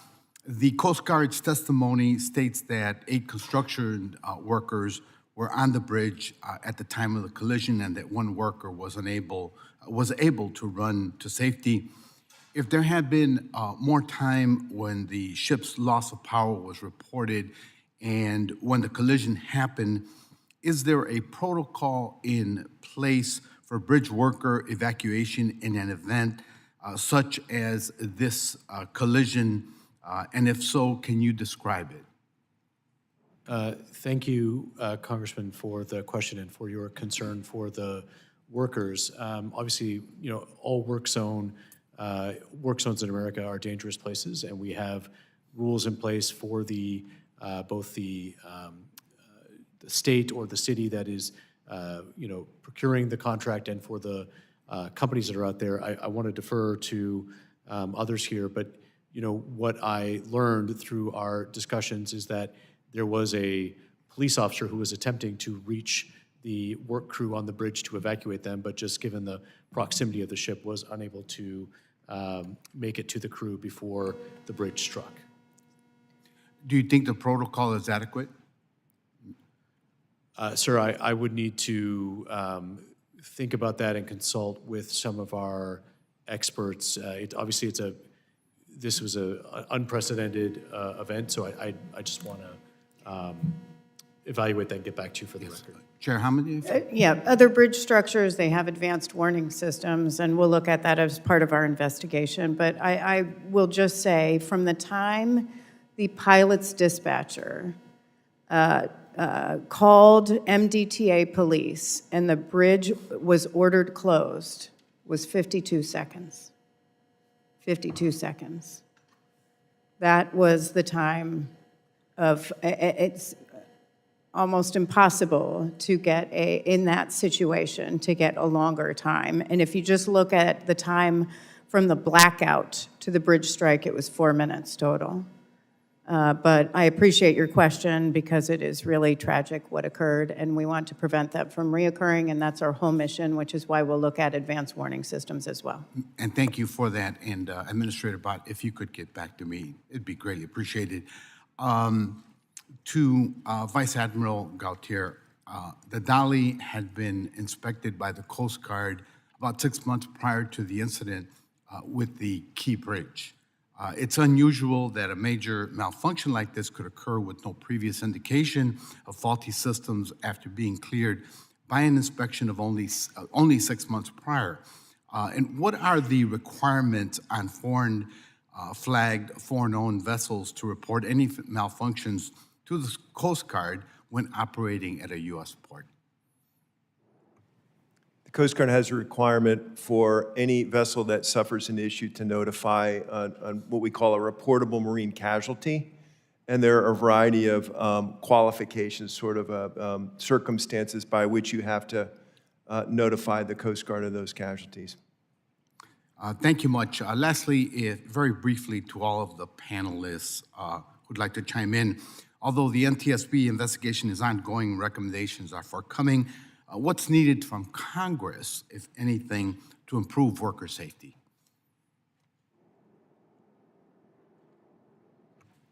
So I'll speak first. It's critically important for us to have the fulsome results of the investigation, I think, before we move ahead with any sorts of implementations based on those recommendations. I will say, so the Coast Guard is conducting a Marine Board of Investigation in coordination with NTSB and cooperation. If we find something in the near term that we think is important and urgent enough to do an advisory on, we will go ahead and do that. Thank you. Sir, this could happen in any of your districts, right? And and I would say where you have navigable waterways, whoever's owning, I keep reiterating this, if you own a bridge, if a state owns a bridge or other entity owns a bridge, look at the current structure, do a risk assessment. You can do that now. You don't have to wait until we issue an urgent recommendation or come to the conclusion of our investigation. Make sure you're ensuring safety for what's going through on that bridge or in the navigable waterways now. Thank you. I yield back, Madam Chair. Thank you for your indulgence. The gentleman yields back. The chair recognizes Mr. Westerman for 5 minutes. Thank you, Madam Chair, and thank you to the witnesses. And my first question is going to be for the Coast Guard and the NTSB. Obviously, everybody just about has offered their condolences to the families of the people who lost their lives, but I'm thinking if I were a family member, I would want more than condolences. I would have questions that I wanted answered. And the first question is why? I think from the information that we've received so far, the explanation would be we had vulnerable infrastructure and we had a ship that lost power. But I think there's a deeper question as to why. And also, what are we going to do about that so that it doesn't we don't get a repeat incident? If the ship had a tug escort, would it have hit the bridge even after it lost power? We're looking into that as part of our investigation. I can't answer that right now. It's a question that we have, but it is something we're delving into. The same for the Coast Guard. We don't know whether there was sufficient time to have made a difference or whether it would have added to the casualty or not. I hope that's something that you're looking into and looking at other places around the country where these large ships are passing by vulnerable infrastructure without tugs. I know Mr. Graves talked about the ship in New Orleans, and from my understanding, all those ships down there now have tug escorts. Mr. Bott, you're here to discuss the need for a massive bridge reconstruction that will require years-long effort and billions of dollars from the American taxpayer. Meanwhile, those very taxpayers have been waiting for over 2 years for FHWA to perform repairs to a washed-out gravel road on White Rock Mountain in Franklin County, Arkansas, in my district. This road provides access to Forest Service concessionaire facilities, not to mention critical passage for emergency services in the area. The project has already been funded, but is apparently so tied up in red tape that my office can't even get a clear answer from your agency on when the washout will be filled. If FHWA is unable to reconstruct a gravel road in less than 2 years and counting. Why should we trust your agency with billions in funding for a project of this magnitude? Thank you, Congressman. I'm happy to go back and take a look and figure out exactly what is going on with that project and report back to your office. Thank you. And this, I guess, would be for the Corps and for Mr. Bott, but there's an issue that happened in Floyd Bennett Field, which is a National Park Service facility in New York City. And you may ask, what in the world does that have to do with this project? But I'll tell you what it has to do. This administration used alternative arrangements to waive every NEPA and environmental regulation in the Park Service to build a migrant camp, and they did that in less than 2 weeks.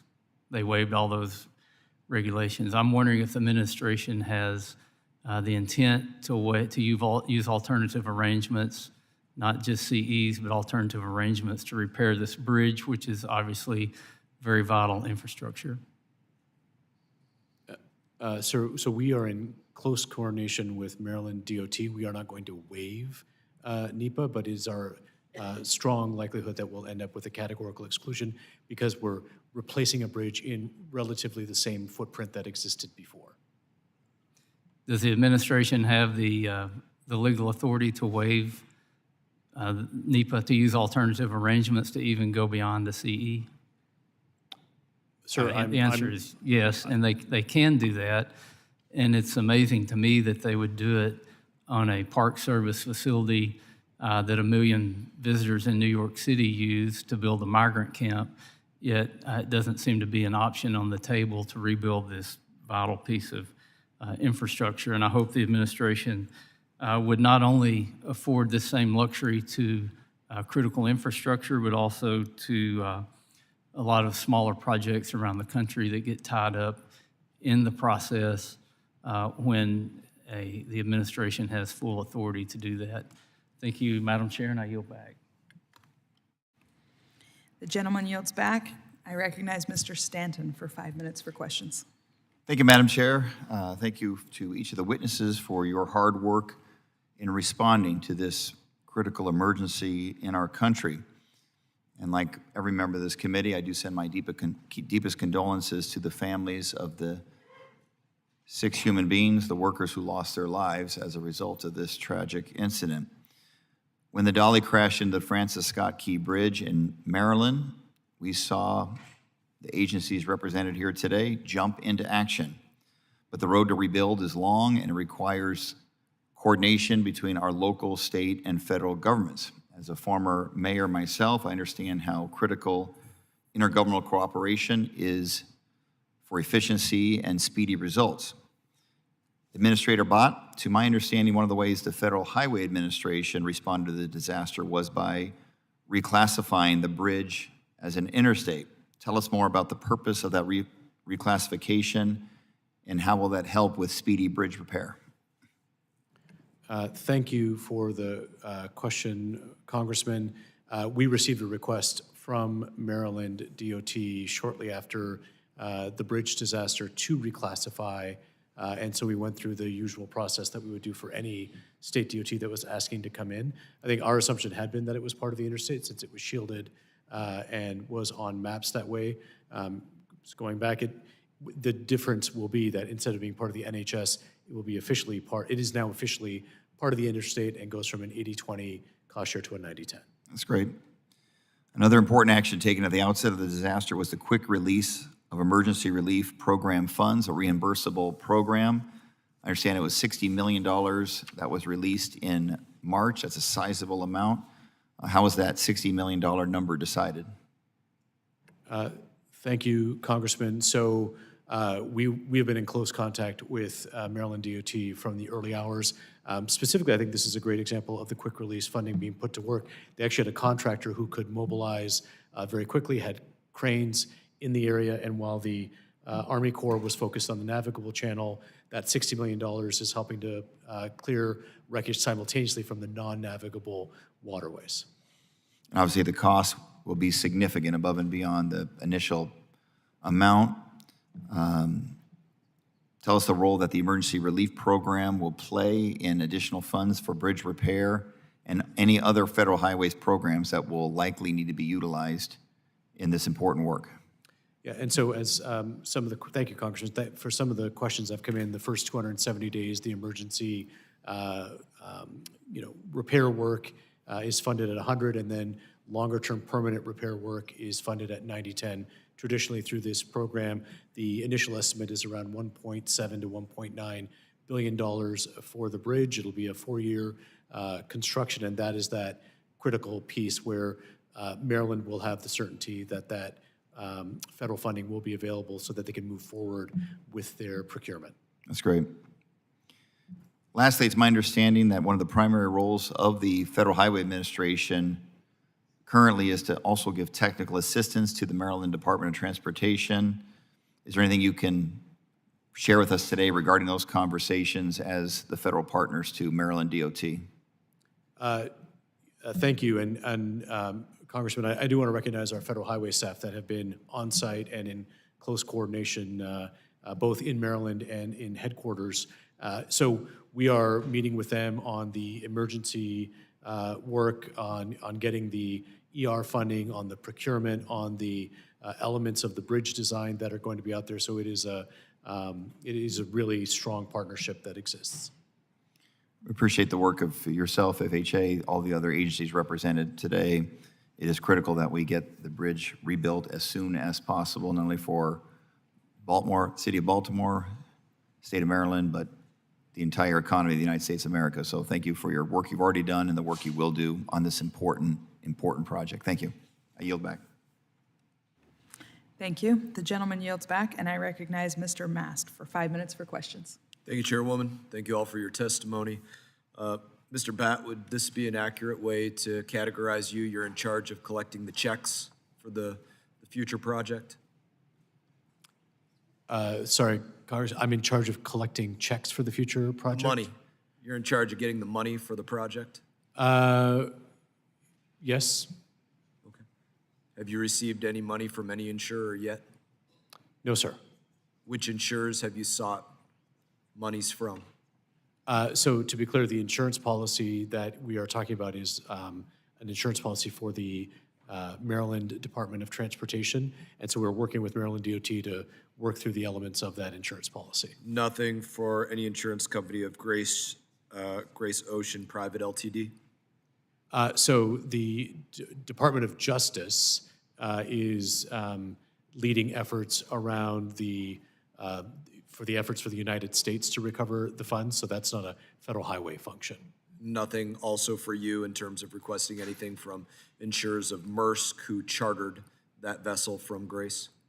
No, sir. The Federal Highway Administration role in this is the debris removal in the non-navigable waterway and then working with Maryland DOT to rebuild the bridge. We will take back any insurance funds that come in and reimburse the ER program. What has Department of Justice told you to this point about, have they requested monies from any of those insurers or any other companies? Sir, I would not be able to comment on Department of Justice efforts. This I know they're working on, I'm not aware.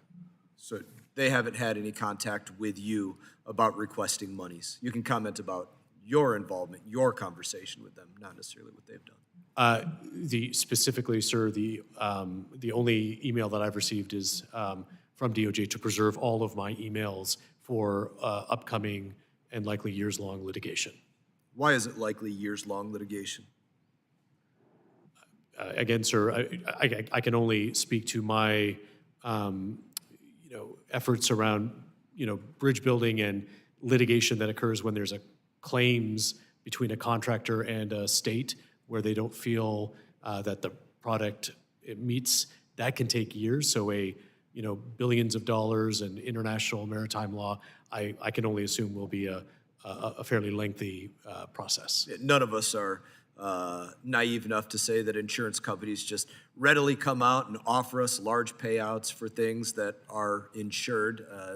We would be naive to say that. It's just not the state of the world. But in the midst of this catastrophe, I guess is a great word to categorize it.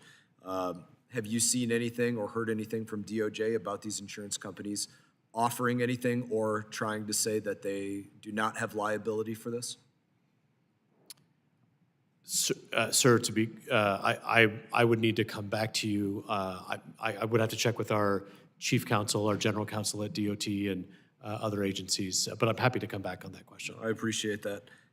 Have you heard anything about whether they've already executed any type of business interruption insurance for the vessel that's not in use right now? Sir, I am not aware of that. Okay. And a lot of these questions, again, I appreciate you listening to. You don't have the answers for them. Madam Chairwoman, I would encourage this committee to get some of the other entities in here, since we're talking significantly across both sides of the aisle about the funding for this bridge, the timing for, the repairs of this bridge, things, peripheral to that, that we bring in the insurance companies for conversation, the shipping companies for conversation about this as well. And I would hope that we would do that in the next, maybe next week that we're in session. But it's certainly sensical that we speak to you all about this, but it's also sensical that we speak to the private entities that are involved in this as well. I thank you for your testimony. I thank you for the time, and I yield back. Thank you. The gentleman yields back, and I now recognize Ms. Fushi for 5 minutes for questioning. Thank you, and thank you to the chairs for holding this hearing, and thank you to the witnesses for being here with us today. The tragic events that took place in the early morning hours of Tuesday, March 26th, were a tragedy not simply for Baltimore or Maryland, but for the nation. I join my colleagues in mourning the 6 lives lost in this catastrophic accident.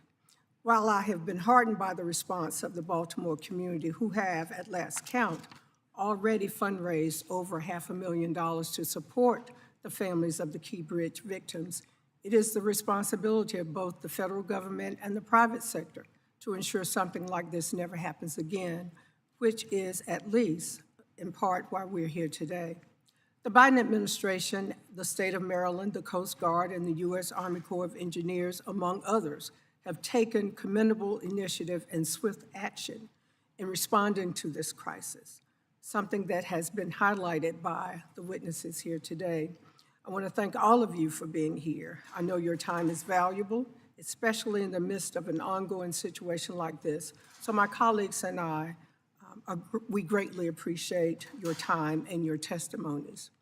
I think most of us on this committee understand that this matter is going to require expeditious bipartisan support here in Congress. If we wish to mitigate at best, we can get to the economic and the supply chain ripple effects of the FSK Bridge collapse. However, I believe it's worth noting that there are also some significant road safety implications here, as well as even further that underscore this need for congressional support. With the port no longer at full capacity, commercial trucks are being forced to take roads through residential areas that aren't equipped for that kind of traffic. Chairwoman Hamady and Administrator Bott, can either of you speak to the traffic safety issues to other vehicles on the roads, to pedestrians, or to the residential road infrastructure that have either already emerged as a result of the FSK Bridge closure or are at risk of emerging should access to the port remain limited? Thank you, Congresswoman. Obviously, there is thank you for noting the traffic impacts. I would just, in the interest of time, I would highlight the hazmat traffic that, the hazmat materials are not allowed in the tunnels through Baltimore. And so that was one of the critical elements of the Francis Scott Key Bridge, was to provide hazmat material to move around. And now what's happening is they're rerouting around the north side of 695. It goes through neighborhoods, and it's suboptimal from a routing perspective. So that's just one example. And then, obviously, as you mentioned, there are trucks and other commercial vehicles and just higher levels of traffic working their way through residential areas now as well.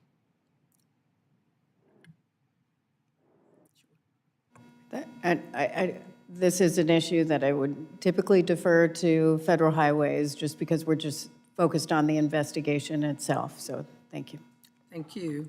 I, like many of my colleagues, have been particularly concerned about the regional implications on unemployment that the bridge collapse and reduction of port operations are having on the surrounding community, as the state of Maryland has estimated that 270,000 jobs will ultimately be impacted. Even so, I've been especially encouraged by the efforts thus far of the Biden administration to support the plethora of temporarily displaced workers who have had their employment either directly or indirectly impacted since the events of March 26th. For instance, the administration funneled an initial tranche of $3.5 million to the region via its Dislocated Workers Grant Program back in April to support temporary cleanup and recovery employment opportunities for those who've lost their jobs due to the FSK Bridge incident, with more support funds on the way. Vice Admiral Gautier and Major General Graham, can you speak to the efforts of the U.S. Coast Guard and the Army Corps, respectively, about the ongoing efforts to restore services and access to the port, given the widespread ramifications such efforts will have on employment in the region? Well, let me go first because I want to do a shout out to the Army Corps of Engineers. Commerce is flowing.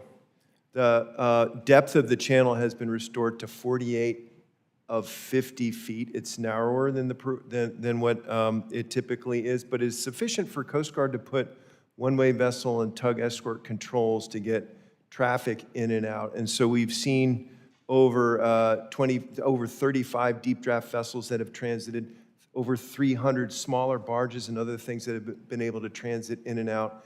And so I think what we're seeing is that the system is restoring itself to normal functions while we work together in unified command to make sure the full channel width and depth is restored.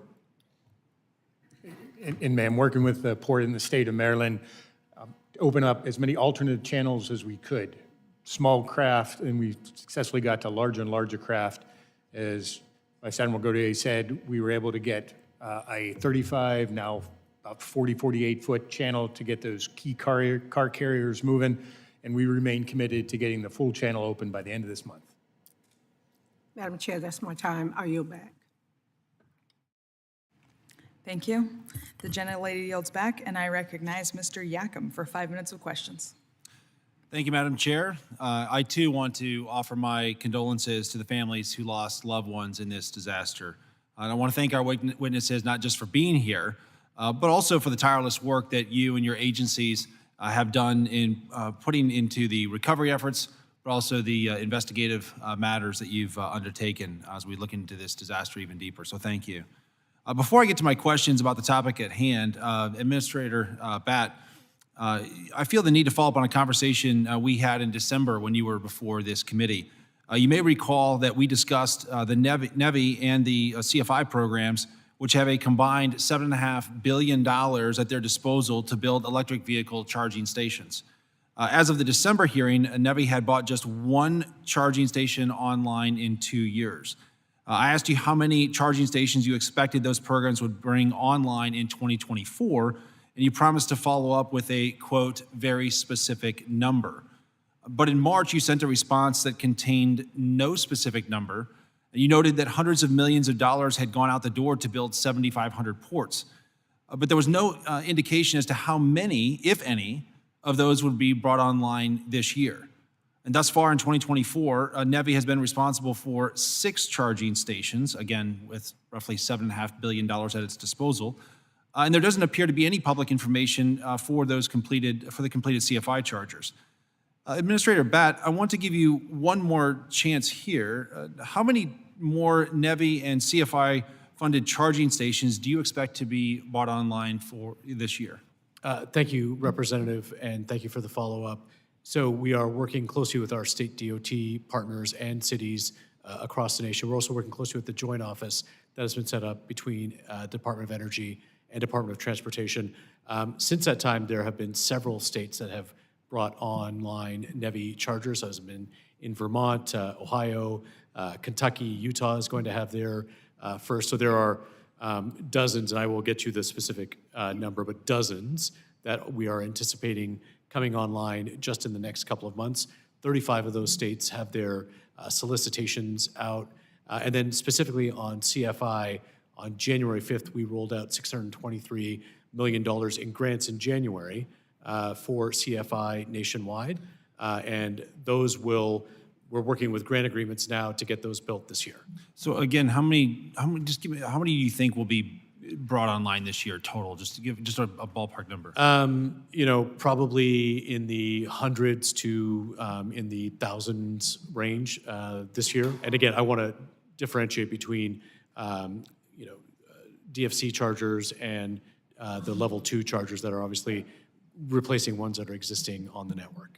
Okay. Yeah. Well, thank you for that. And I do want to make sure that as we go throughout the balance of the year, we stay in touch on this particular topic. We've allocated $7.5 billion, and we're as of just a month ago, we were at 8 total chargers, and we want to make sure that the money that has been appropriated by this Congress is spent wisely.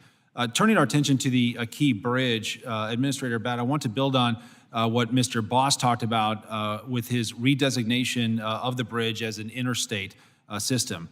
I share his sentiments that we should get this bridge rebuilt quickly, but I believe we should also be mindful of new precedents that we set and establish as we go through this whole process.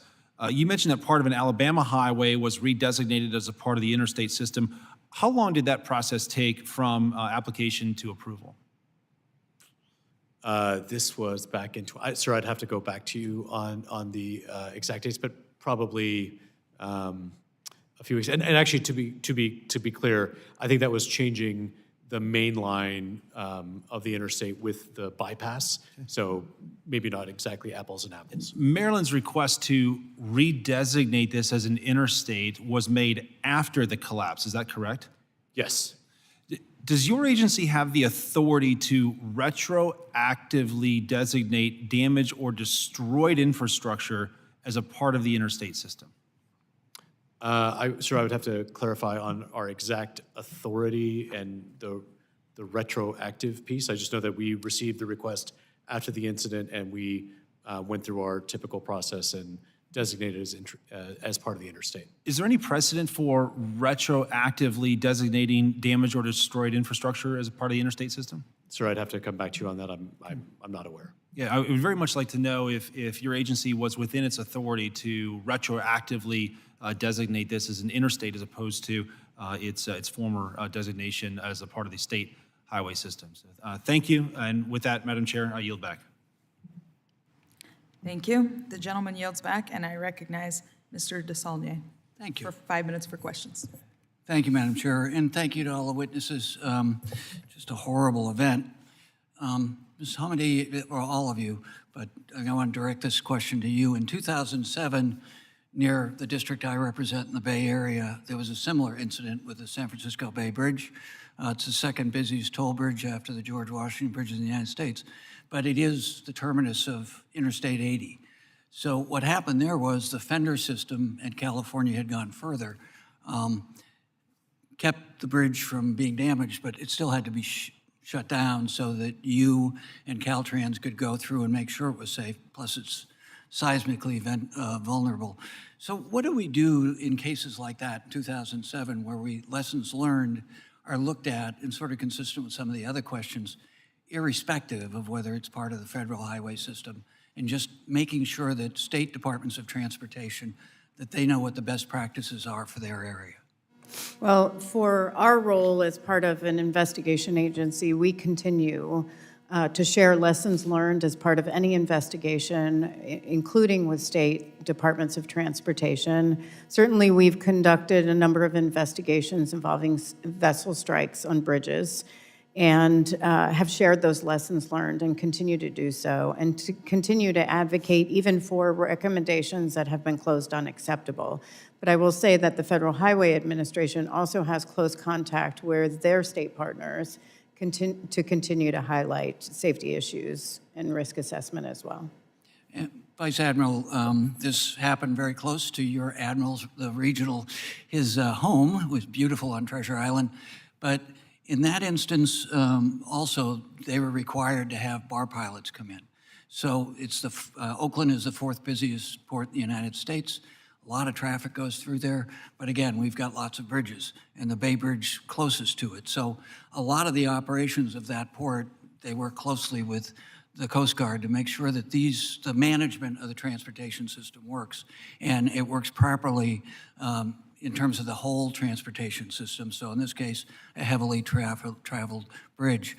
How does your department and the Coast Guard coordinate, again, on your experience around the world, on how to make sure that these structures that are run by state transportation agencies, particularly if they're not part of the interstate, has the best information about the dangers to marine traffic, commercial marine traffic? Yeah, thank you, Congressman. I'm familiar with the Costco Busan incident that you're referring to, and done many years of operations there in the Bay Area. We're doing a Marine Board of Investigation. We, just like we did in Costco Busan, we do an investigation of findings of fact, and then we recommend and take remedial actions based on that. But I think what we're talking about here is a little bit different in terms of the system, as you've mentioned it. And so the Coast Guard does have a set of tools, risk management tools, that we get together with stakeholders in any given port to evaluate the totality of the risk if something changes, like if a channel becomes deeper or if a new bridge gets built and so on. One comes to mind as a Port and Waterways risk assessment. One was done in Baltimore, but not since 2001. So as a result of this incident, the Coast Guard is initiating a board of inquiry under my signature, which will look at how the Coast Guard does these assessments, how recent they are in the ports around the country, and to examine the top 10 ports for some lessons learned, including bridge fendering systems, hazards to navigation, and so on, together with stakeholders so we can draw some conclusions and then move out with a refined toolkit to other ports around the country. Coming back to Ms. Hamady, it's part of just the most recent report about human error on the boat. Reminds me of some of our discussions about the aviation industry. There's a lot of pressure on these companies to move product and show a profit. Are you concerned the same thing, that we're not providing enough oversight to the people who are running the ships in the system, and they're being overworked, so they're missing things, whether it's people who are mechanics repairing the ships or people who are operating the ships? Well, with respect to what occurred in port on March 25th, there was routine maintenance going on the vessel, and it was not something that stood out to us as, I mean, there's human error in everything we do, routine maintenance, and if we're working on our cars in our garage, sometimes we make mistakes. In this case, a damper was closed, and an engine failed. So, in these situations, the crew took action to get everything back up and running, and on the next day, they were on a different set of breakers and a different transformer. So we'll look at that as part of the investigation, including any sort of human error that occurred on the 25th or the 26th. And I wasn't inferring a blame on the crew's part, it's just the pressure on the company to make profits. Thank you, Madam Chair. Thank you. The gentleman yields, and I recognize Mr. LaMalfa for 5 minutes for questions. Thank you, Madam Chair. And appreciate panelists coming here today. I've been looking forward to this hearing on this topic here. We have a lot of bridge history in this country, especially in recent years. And expediting the reconstruction of this is critical, I'm certain, to Baltimore and the Eastern Seaboard, as it would be, in any area of the country with a artery like that. So what I'm especially interested in is what is being done, and anybody on the panel that wants to weigh in, to truly expedite this process. Because when you read about it, when you get information about it, it sounds like there's a lot of preliminaries that are, of course, necessary with the demolition of the old bridge and such. But where I get frustrated is a bog down of studies and NEPA and things of that nature with an already existing structure. This is not a pristine area. And so what is being done to make a concurrent effort to do that stuff and get categorical exclusions, but also at the same time be moving forward as quickly as possible? And some examples I have of successes as just Mr. Sonny alluded to, in California, now there was the Bay Bridge '89 earthquake, during the World Series, you may remember, where about a 250-ton chunk of that collapsed. And I'm not sure how quickly they got that put back up, but it wasn't terribly long when they put their minds to it. On the obverse side of that coin, you have the actual replacement of the Bay Bridge took 24 years. In '89, when you decided there was a problem with the bridge, it was decided. It wasn't completed till 2013. They started construction in '02 and completed in '13. So that's an 11-year actual construction time, but a 24-year decision to actually and to completion.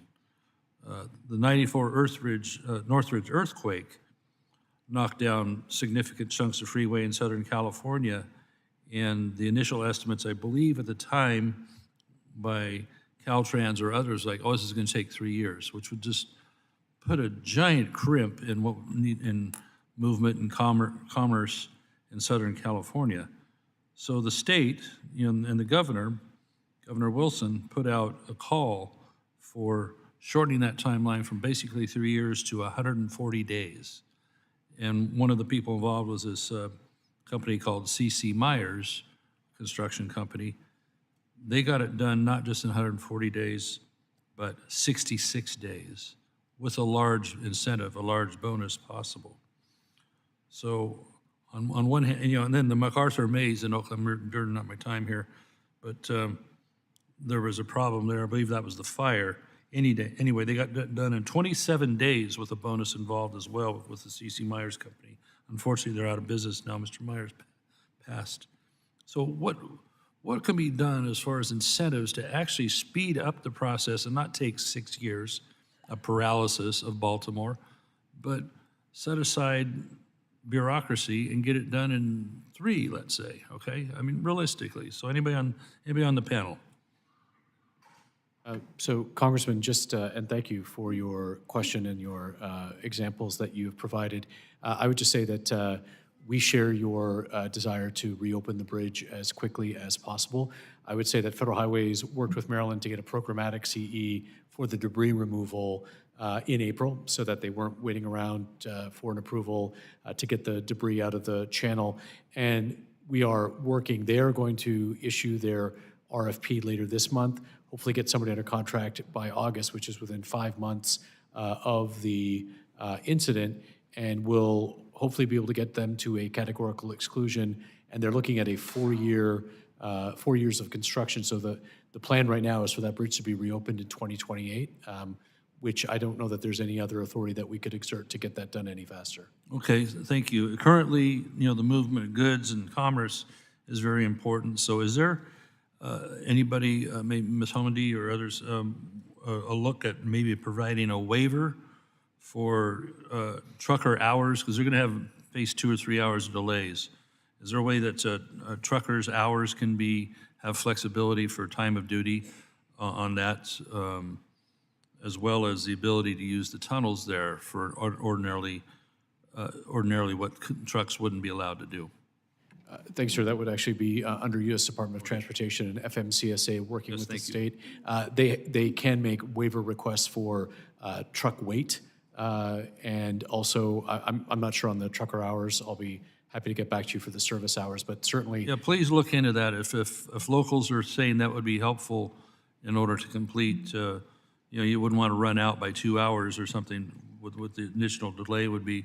But also, is there an issue of the tunnel being available to all types of trucking? I know there's restrictions on certain types of trucking that could be helpful. Could you have a waiver on maybe hazardous materials having a certain time of day that they could access it, for example, that maybe they can't otherwise? Just looking for ways for flexibility. That's what I'd be asking. Would those be possible thoughts, do you think?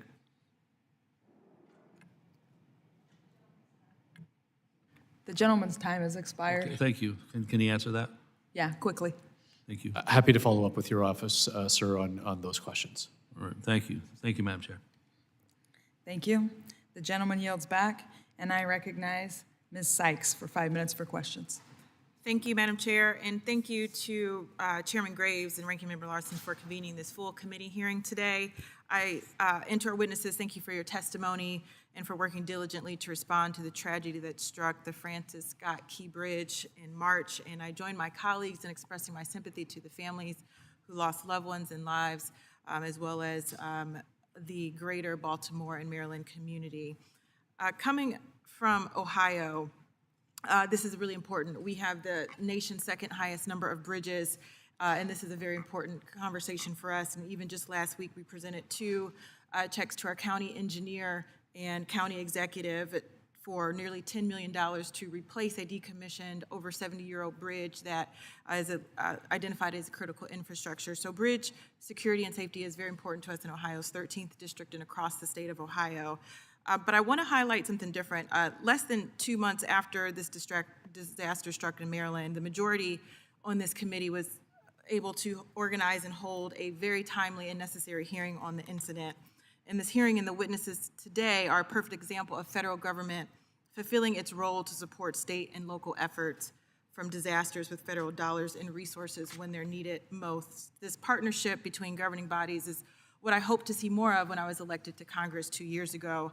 So you all can understand my disappointment when, in the over a year since the train derailment devastated the community of East Palestine and its way of life, the majority on this community has not shown the same sense of urgency and has yet to notice a hearing to discuss the state of rail safety in Ohio. What about the people of Ohio and East Palestine who have been begging us? This question is to the majority, who have been begging us to do something on rail safety. And even on the Committee on Transportation and Infrastructure, Subcommittee on Railroads, Pipelines, and Hazardous Materials, the subcommittee would not hold a hearing to discuss the Norfolk Southern train derailment or the broader issue of rail safety, leaving Democrats to host a rail safety roundtable without members of the majority present. And while I don't represent East Palestine geographically, I am the only Ohioan on this committee, and East Palestine does not currently have a member of the United States House of Representatives serving in Congress, so I have no problem speaking up for my neighbors to the east of me. And since the derailment in East Palestine, 2 additional trains have derailed in Ohio alone and many others across the country. And the communities, local and state, are still burdened with contaminated local waterways and some airways across the nation. Even more recently, on March 2nd of this year, 3 trains crashed and derailed in eastern Pennsylvania, leaving at least 7 crew members injured, with the estimated damages to the equipment and track to be about $2.5 million. Emergency personnel responding to the scene found diesel fuel had spilled from one of the train cars, but contaminant booms were deployed to clean up the spill before the situation worsened. It was by luck that a derailment of those 3 trains was not worse or anything like we saw in eastern Ohio. It is very clear that the issue of train derailments is not going away, and turning a blind eye to the issue is clearly not the path that Congress or this committee should take. Americans across the political spectrum, including the former president, the Biden-Harris administration, all agree. We must pass common sense rail safety legislation to prevent future train derailments and keep our community safe. I am proud that Ohio Democrats and Republicans came together to introduce the Bipartisan Rail Act last year, and now it is time for the House Republican majority to pass the Rail Act to protect Ohioans and communities across the country. The Rail Act would implement effective measures to keep our communities safe, hold railroad corporations accountable, and ensure that no American living close to our 140,000 miles of railroad track has to worry about the threat of a toxic train derailment in their backyard. Finally, I would like to take a moment to recognize the administration, our state and local partners in the state of Ohio, and public servants who are continuously uplifting East Palestine, even though this committee and the United States House of Representatives has turned a blind eye and turned their back to the people of Ohio. And I would also like to take a moment to recognize Ms. Hamady and thank her and the rest of the National Transportation Safety Board for their investigation into the cause of the Norfolk Southern train derailment and their work in investigating other accidents across the country with no doubt fewer people than you need. You have continued to fill in the gap where Congress have refused to act, holding hearings and town halls with residents in East Palestine, providing preliminary information that we could act upon, and a sense that people in the administration, in the federal government do care about them, even if this committee and this Congress has refused to. I look forward to reviewing the board's findings and hopefully considering their recommendations as we look to rail safety in America. And thank you again for filling in the gaps where this committee has failed the people of East Palestine. Thank you, Mr. Chair. I yield back. The gentlelady yields back, and I recognize Mr. Burleson for 5 minutes for questions. Thank you, Mrs. Hamandi. It was just mentioned about the derailment in East Palestine, and we've had some other derailments that have made the news. But overall, would it not be accurate to say that trains and that ultimately they're more safe? It's probably the safest mode of transportation for goods and services, goods to be transported? For transportation, over 40,000 people are dying on our nation's roads. So as far as transporting goods and people, rail is incredibly safe. It doesn't mean that a tragedy doesn't occur, and that's where we come in and investigate. Okay, so I think it would be dangerous if we started trying to steer activity more, away from rail because of these events. How many people died I'd in like East more Palestine? things to go on rail. Right. How many people died in East Palestine? No one died in East Palestine. I think it's important to note that while it might have been an environmental hazard, I think it's important to recognize the actual numbers. Mr. Barrett, or is it Barat? Or Bott, sorry. Mr. Bott. My question has to do with the Francis Scott Key Bridge, which has been a subject for this entire hearing. As I understand, there's about 15,000 jobs that are dependent upon on the port, and another 140,000 that are linked to the port. Many of the individuals are worried that they could lose their jobs because of no longer having access because of the collapse of the bridge. How long will it take to construct the new bridge? Thank you, Congressman, for the question. And yes, the port, and I think that's part of the critical efforts of the Army Corps and the Coast Guard to get that port reopened so that those jobs can resume. I think the bridge itself, once the port reopens, is on a 2028 schedule. Right now is the preliminary estimate to get that bridge back open. So 4-year estimate. That what about the cost for the bridge?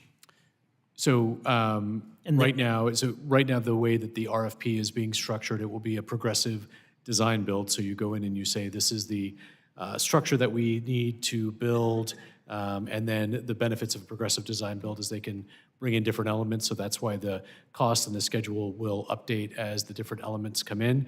But right now, it's estimated $1.7 to $1.9 billion. Have there been any environmental concerns or any other issues that we might be able to look to sign any waivers that might expedite the construction of the bridge?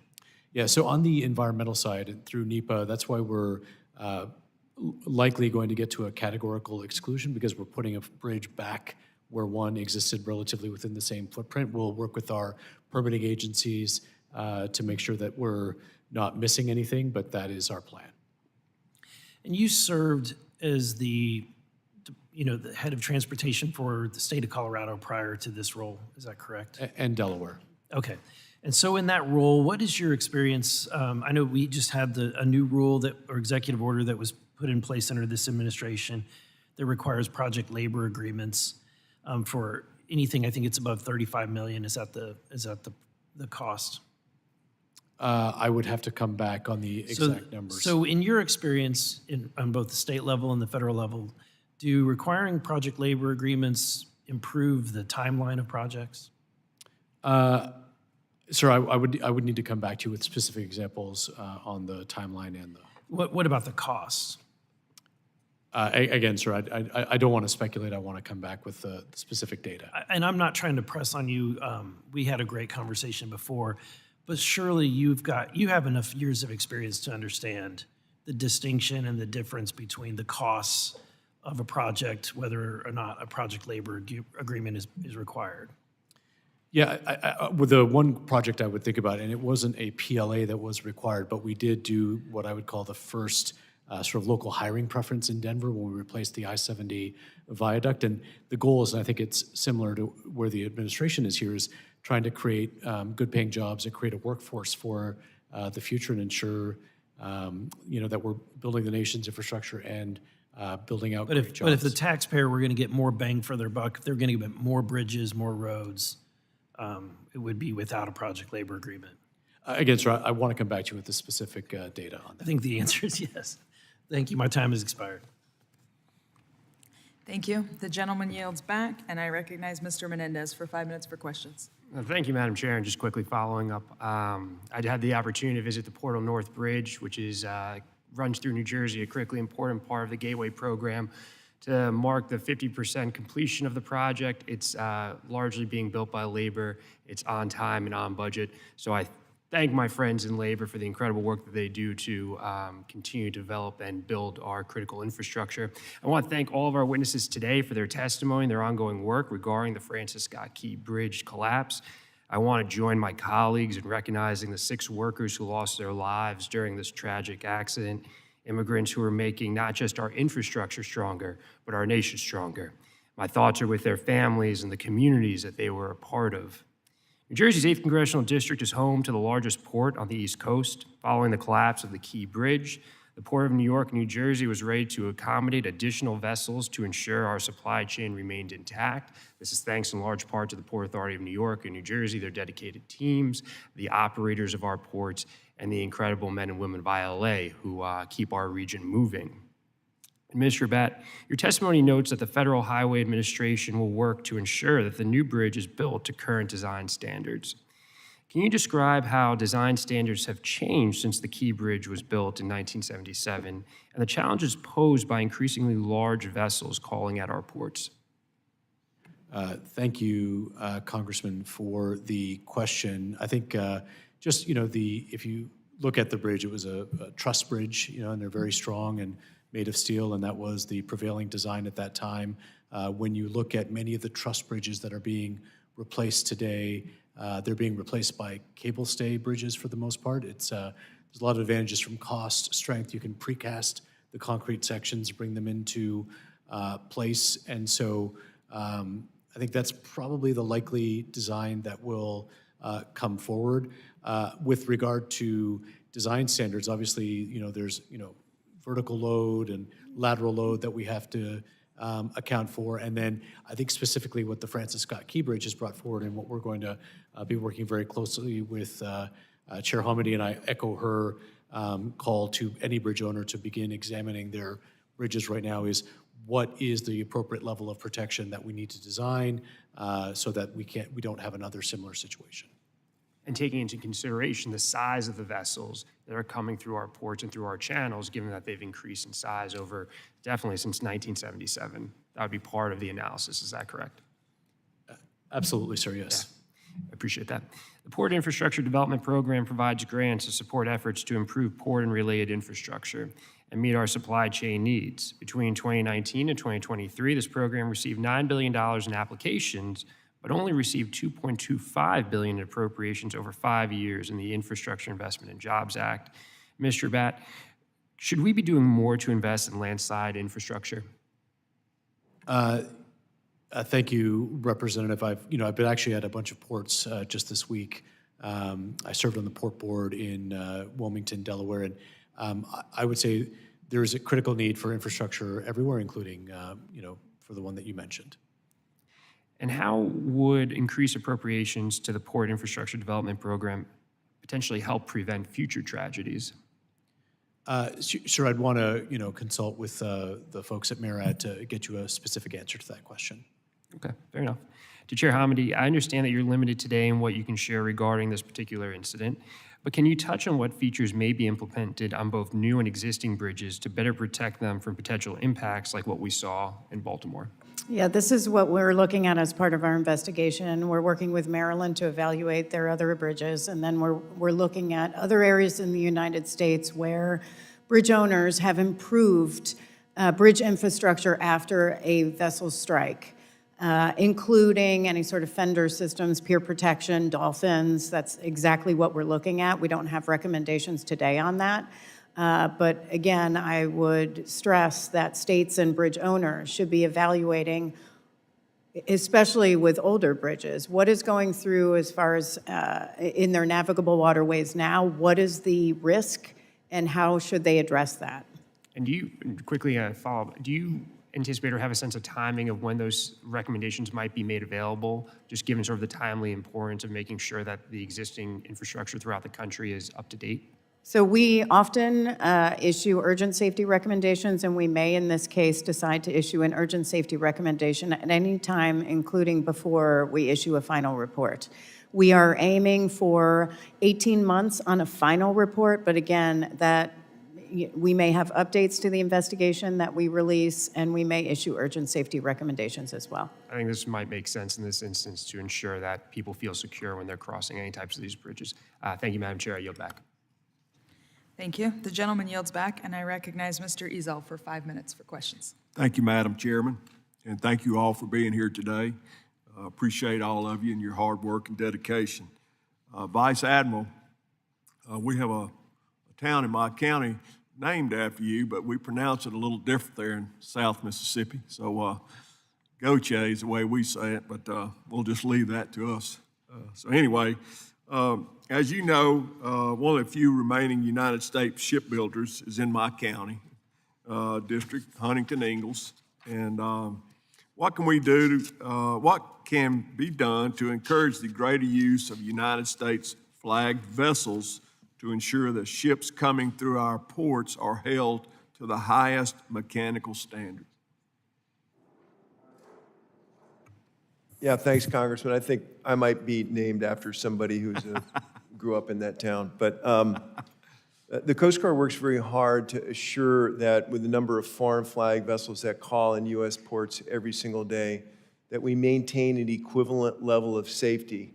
We do this through the International Maritime Organization. Actually, they're meeting this week on a number of issues of emerging technologies. So we've done things like worked on the standards of training, watchkeeping, and certification for all mariners, U.S. and international. We want to do this in a way, sir, that doesn't disadvantage our U.S. mariners, so we can have the equivalent levels that global shipping and global crews on vessels have to adhere to. Thank you. Additionally, do you think this incident could be a cause for recommending harbor tugs escort large ships through larger channels? And if so, do you think this incident could have been avoided? It may be, but we don't know yet. It's too early in the investigation to understand whether tugs would or would not have helped in this circumstance. Although what I will say is that there are some areas in some ports around the U.S. that have tug escort requirements for a variety of reasons, and they're all different. For example, under the Verrazano Bridge. For example, in the state of California for tank vessels entering into the San Francisco Bay area. Those determinations are typically made by harbor safety committees with all stakeholders getting together to understand the totality of risk, not just the Coast Guard, and then agreeing on what tug requirements might be particular to that area of risk. Very good. Administrator Batt, I noticed in DOT FY 2025 appropriations budget request that there were no additional funds provided beyond the annual $100 million authorization in the Emergency Relief Fund. Given the backlog of requests and unmet needs, especially in Mississippi, how do you anticipate fulfilling the request for all highway projects and this bridge? Thank you, Congressman, for that question. I know that the OMB director was part of a tour of the site a few weeks ago. I don't want to get ahead of the administration, but I believe that, generally speaking, the ER backlog has been topped up through supplementals historically, and I believe that may be part of the discussion. Thank you. Continuing with you, along with ensuring the process moves along quickly, how do you plan to coordinate with the state of Maryland and other stakeholders to ensure that proper funds are obligated quickly? Thank you, Congressman. It is absolutely top of mind, and having worked in the private sector, I know that projects delivered on time and on budget are always our target, and so we are moving with great speed, working in close coordination with them to make sure that they're hitting all of the timelines, and they've set an aggressive schedule as well. Very good. Chair Hominy, it's been reported the actions taken by the vessel and the state police who took swift action to minimize the casualties. In the future, how can we better improve the communication between vessels, people on the bridge, and emergency responders? Well, that is part of our investigation, and we'll look at that. It was key, when the pilots reached out to the dispatchers and the dispatchers called MDTA police, it was a very quick notification to shut down operations on the bridge, and everyone just involved in that it was a heroic effort, certainly. So we will look at that as part of our investigation to determine what should be the standard going forward. Thank you, and thank you all again for being here today. And Madam Chairman, I yield back. Thank you. The gentleman yields, and I recognize Mr. Auchincloss for 5 minutes for questions. Thank you, Madam Chair. Some of my colleagues today have indicated their support for the concept of federal monies being repaid through tolling on the bridge. I would associate myself with that concept and with interest in that concept. I think in general, tolling on critical infrastructure is an appropriate way to fund it in the long run, and I would encourage the relevant agencies in Congress to consider that, not just for this bridge, but for all bridges going forward as we think about how to responsibly fund critical infrastructure and address the backlog. Vice Admiral, I appreciate your testimony, and I appreciate also the unified response in Baltimore that you have been part of. And I'm concerned, though, about the strain on the Coast Guard and whether that is going to further exacerbate the service's challenges in operating with a budget and workforce deficit. Since the surge in Baltimore wasn't anticipated, there will be downstream effects on other Coast Guard missions and stations. If the service does not receive additional resources from Congress, what are the likely short and long-term consequences for operations in a place like Massachusetts? Congressman, as you know, we surge resources to the top priorities at the moment, whether that be a bridge collapse or a hurricane response or a search and rescue case.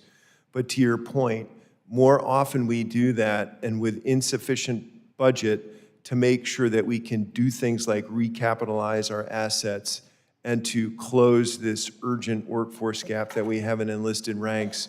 Our ability to do that is going to be eroded over time. So articulate the trade-offs that we might have to make. What should Congress understand about trade-offs that have to happen if you're not resourced appropriately? So take, for example, this near 10% enlisted workforce shortfall. If we do not have the resourcing or the recruiting and retention capability within the Coast Guard in order to get that back up to normal, then we're going to have to continue on doing the sorts of things that we've done, like not completely staffing certain stations around the country where there might be some redundancies. We might not. And then what does that mean for your mission set? So can you not do, for example, law enforcement for recreational boating? Can you not do illegal fisheries law enforcement? Like, what are some of the missions that might get eroded if you don't have the resourcing? That's right. We're going to have to make tough choices to deliberately back off of doing certain things that we would normally do, like some recreational boating boardings, like some fisheries law enforcement boardings, like some lower priority aids to navigation around the country. Right. Good. I think it's important to be specific about the trade-offs because I want Congress to understand that you can't get something for nothing, and we have to fund the Coast Guard's vital 11 missions. I know you're also conducting an Atlantic Coast port access route study, one of the goals of which is to reduce the risk of marine casualties and increase the efficiency of vessel traffic on the Atlantic coast. How is the Coast Guard reevaluating this study in light of the Baltimore accident, and how should ports evaluate potential risks to their infrastructure going forward? I think Baltimore is a sober reminder of the consequences when you have large vessels and then you have a mishap and then you have some critical infrastructure and then we have the results that we've seen. What we're doing in terms of the port access route studies is exactly to prevent those sorts of circumstances. As we know that there will be more fixed objects, i.e. wind turbines, wind farms offshore, starting in New England and then working down to other parts of the country, we need to have assurances that there are shipping lanes that will be free from the construction of offshore wind farms so that maritime transportation can continue at low risk to collisions and elisions. I appreciate it, and I'll yield back. Thank you. The gentleman yields back, and I recognize Mr. Williams for 5 minutes for questions, and apologize for skipping you earlier. Sorry. All right. Thank you, Madam Chairman. Thank you all for being here and for your expert testimony. I've read through the accident report, such as it is, and would like to follow up on some details of that, just to try to understand it. And maybe, Madam Chairwoman, start with you. Do we know, I'm sure we do, are we looking at the manufacturers of HR1, LR1 breakers, the tie bus, the transformer, the control system, you know, all of those things that appear in the switchboard cabinet, you know, in your report? You have the inspector that's taping those shut. Have we identified the manufacturer of all of those components, including the subassemblies and the things that are inside? Yes, so we are currently working with Hyundai, who manufactured many of the components, and they are a party to our investigation and have come to Baltimore to work with us to do testing on board the vessel, and our engineers are back on board the vessel today. So I understand that Hyundai would, you know, would assemble the control system, the panel, if you will, like a panel shop would. But the individual components inside, whether that's a PLC or a SCADA system or sensors, actuators, whatever those things are we looking all the way down into the components, the whole supply chain that made up all those components? We are. And is there, when you represent, you know, the transformer, the ICMS, the Integrated Control and Monitoring System, you're saying all of that comes from Hyundai? Not every single feature or sensor comes from Hyundai, but if we are looking at any sensors or pumps or any other component on the vessel, then we will work with whoever that manufacturer is. Is there an investigation into cybersecurity that's being evaluated for all these components? Well, currently, we have no evidence of this time to suggest that this was a cybersecurity threat. It has been stated at Unified Command that the Coast Guard and FBI also did not believe this was a cybersecurity issue. We have a memorandum of understanding with the FBI that if there is any evidence of that, we have to turn this over immediately to them. Is there a criminal investigation going on at all? I am aware that there is some work being done by the Department of Justice, but that's not within the NTSB's purview. So in a cybersecurity or a cyber attack, there's a lot of concern about embedded systems embedded into you know, what's called a real-time operating system, or inside the control logic, or inside the control elements there. That would require an enormous amount of sophisticated forensics to evaluate, and I would think, which would require dismantling that whole switchboard and doing a component-by-component search. Is that kind of investigation underway? Our investigators have over 400 years of experience who are investigating this accident itself, and they go where the evidence takes them. As far as anything the Department of Justice or FBI is doing, that is not something I can speak to. Well, in terms of 400 years of experience, there's probably just the last 5 that are relevant in terms of cybersecurity, particularly in industrial controls. Right. My point, though, is they have significant expertise on marine safety. I understand your point, and I have significant expertise as well. And so, you know, the point of my question is, you know, as we've seen in embedded systems and in very integrated components from a wide variety of vendors, that understanding the entire supply chain, understanding and evaluating things all the way down to the operating system or even the BIOS and other features deep in the systems is critically important. As I read through the accident report, it's not clear to me that anybody knows why those breakers tripped, why the transformer tripped offline, what dumped the bus, and it seems like until we know the origin of the actual accident, that all of these things should be taken as likely or at least possible. Would you agree? Yeah, this is a preliminary report, and what we released yesterday was preliminary. We are still conducting our investigation, and we go where the evidence takes us. And that includes a forensics on the actual components that are there, which would require significant disassembly and evaluation, in my opinion. We will follow the evidence, and anything security-wise, if we find anything, we will turn it over immediately to the criminal authorities. Thank you very much. I yield back. Thank you. Thank you. The gentleman yields back, and I recognize myself for 5 minutes for questioning. You've all been sitting here for a long time. You've been pretty thoroughly questioned. I just want to wrap up with, is there anything any of you want to highlight for your respective agencies that would be helpful to this committee that you haven't already covered? I'll start with Vice Admiral Gautier, and we'll move down the line. Congresswoman, factual statement, I think that this has been pretty thoroughly questioned. In terms of I've been asked several questions in terms about Coast Guard resourcing, and I think it bears repeating from our perspective is we're incredibly proud of the folks in the field who have responded. They have done an amazing job with their counterparts to do this.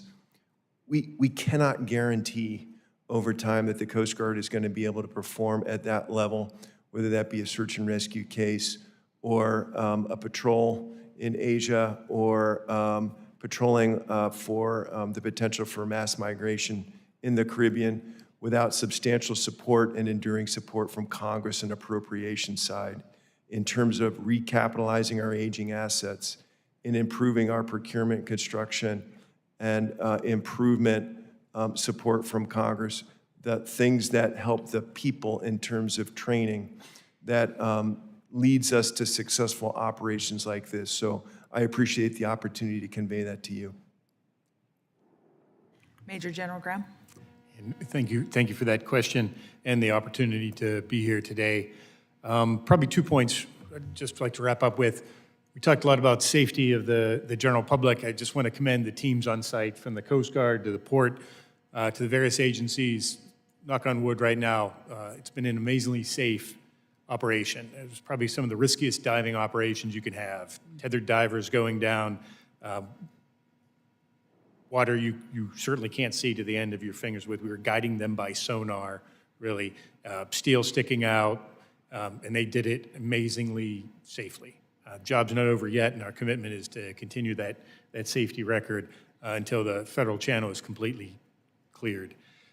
There was a lot of discussion on the resiliency of infrastructure.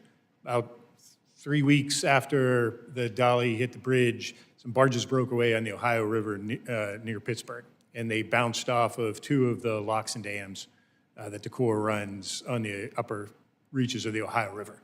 And the infrastructure withstood those strikes because it was designed to withstand those strikes.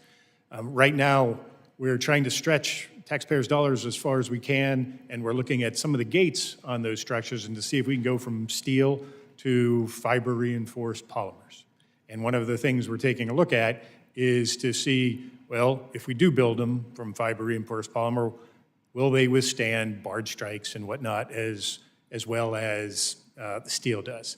And so all that is to make a shameless plug for research and development funding that's we agencies need to continue to advance the state of engineering.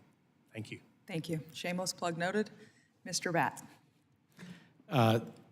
Thank you, Madam Chair. I would just say I would end where I started, which is, I've been around a number of these sort of bridge disasters, and just the confidence I feel that this response, whether it's through the Unified Command or the Army Corps or the Coast Guard, Federal Highways, all the various parts of USDOT. I feel like it's just been such a exemplary response and a message to send the American people that when disaster strikes, the government is there working in close coordination with the private sector. I appreciate a lot of the questions from the majority around the funding of the bridge. I appreciate their concern for fully funding it, open to looking at the different methodologies that they brought forward. I would just highlight from a federal highway perspective that there is $3.7 billion, including the bridge, of unmet need across the country in red states and blue states. And the ER program, as it's designated, we want to follow the law. And it doesn't really matter the color of the state, we're going to show up, and we want to make sure that the funding is available for ER programs across the country. Thank you. Ms. Hamady? Thank you. First of all, let me thank this committee. On a bipartisan basis, you led the effort to reauthorize the NTSB as part of FAA reauthorization. So thank you very much for that. You also led the way on fully funding the NTSB along with House appropriators for our request for FY24. We hope you will do the same for FY25. But our FY24 funding came in a little bit lower. Again, we fully appreciate it because it is higher than we receive now. But if you just look at this investigation, we have 12 people in our Office of Marine Safety. They need an additional 5. That doesn't include all the other modes within the NTSB that need people and the supporting offices, as well as dealing with unfunded mandates, lab equipment, and training needs. So the $10.7 million that we got in an increase in FY24 actually translated into a little over 5 because we had to take on a 5.2% pay raise. Well-deserved, but we have to think about the impact on the smaller agencies there. And so we have about 5, and we have to figure out, okay, what 11 positions out of the hundreds can we fund? So for the Office of Marine Safety itself, 12 people on their staff, half of which are dedicated to this particular accident, and they have over 60 other cases. And what happens is those get pushed a little bit so they could focus on the next major one. So any support you can provide for FY25 is really appreciated. Thank you. One more really quick question. Major General Graham, does the Corps have an updated timeline for when the full federal navigation channel will open? Our commitment is to have it fully open by the end of this month, sooner if possible. Okay, thank you. I'm way over my time, but they gave me the gavel, so nobody's stopping me. Thank you. I yield back. Are there any further questions from any members of the committee who've not been recognized? Seeing none, that concludes our hearing for today. I would like to thank each of the witnesses for your testimony, and the committee stands adjourned.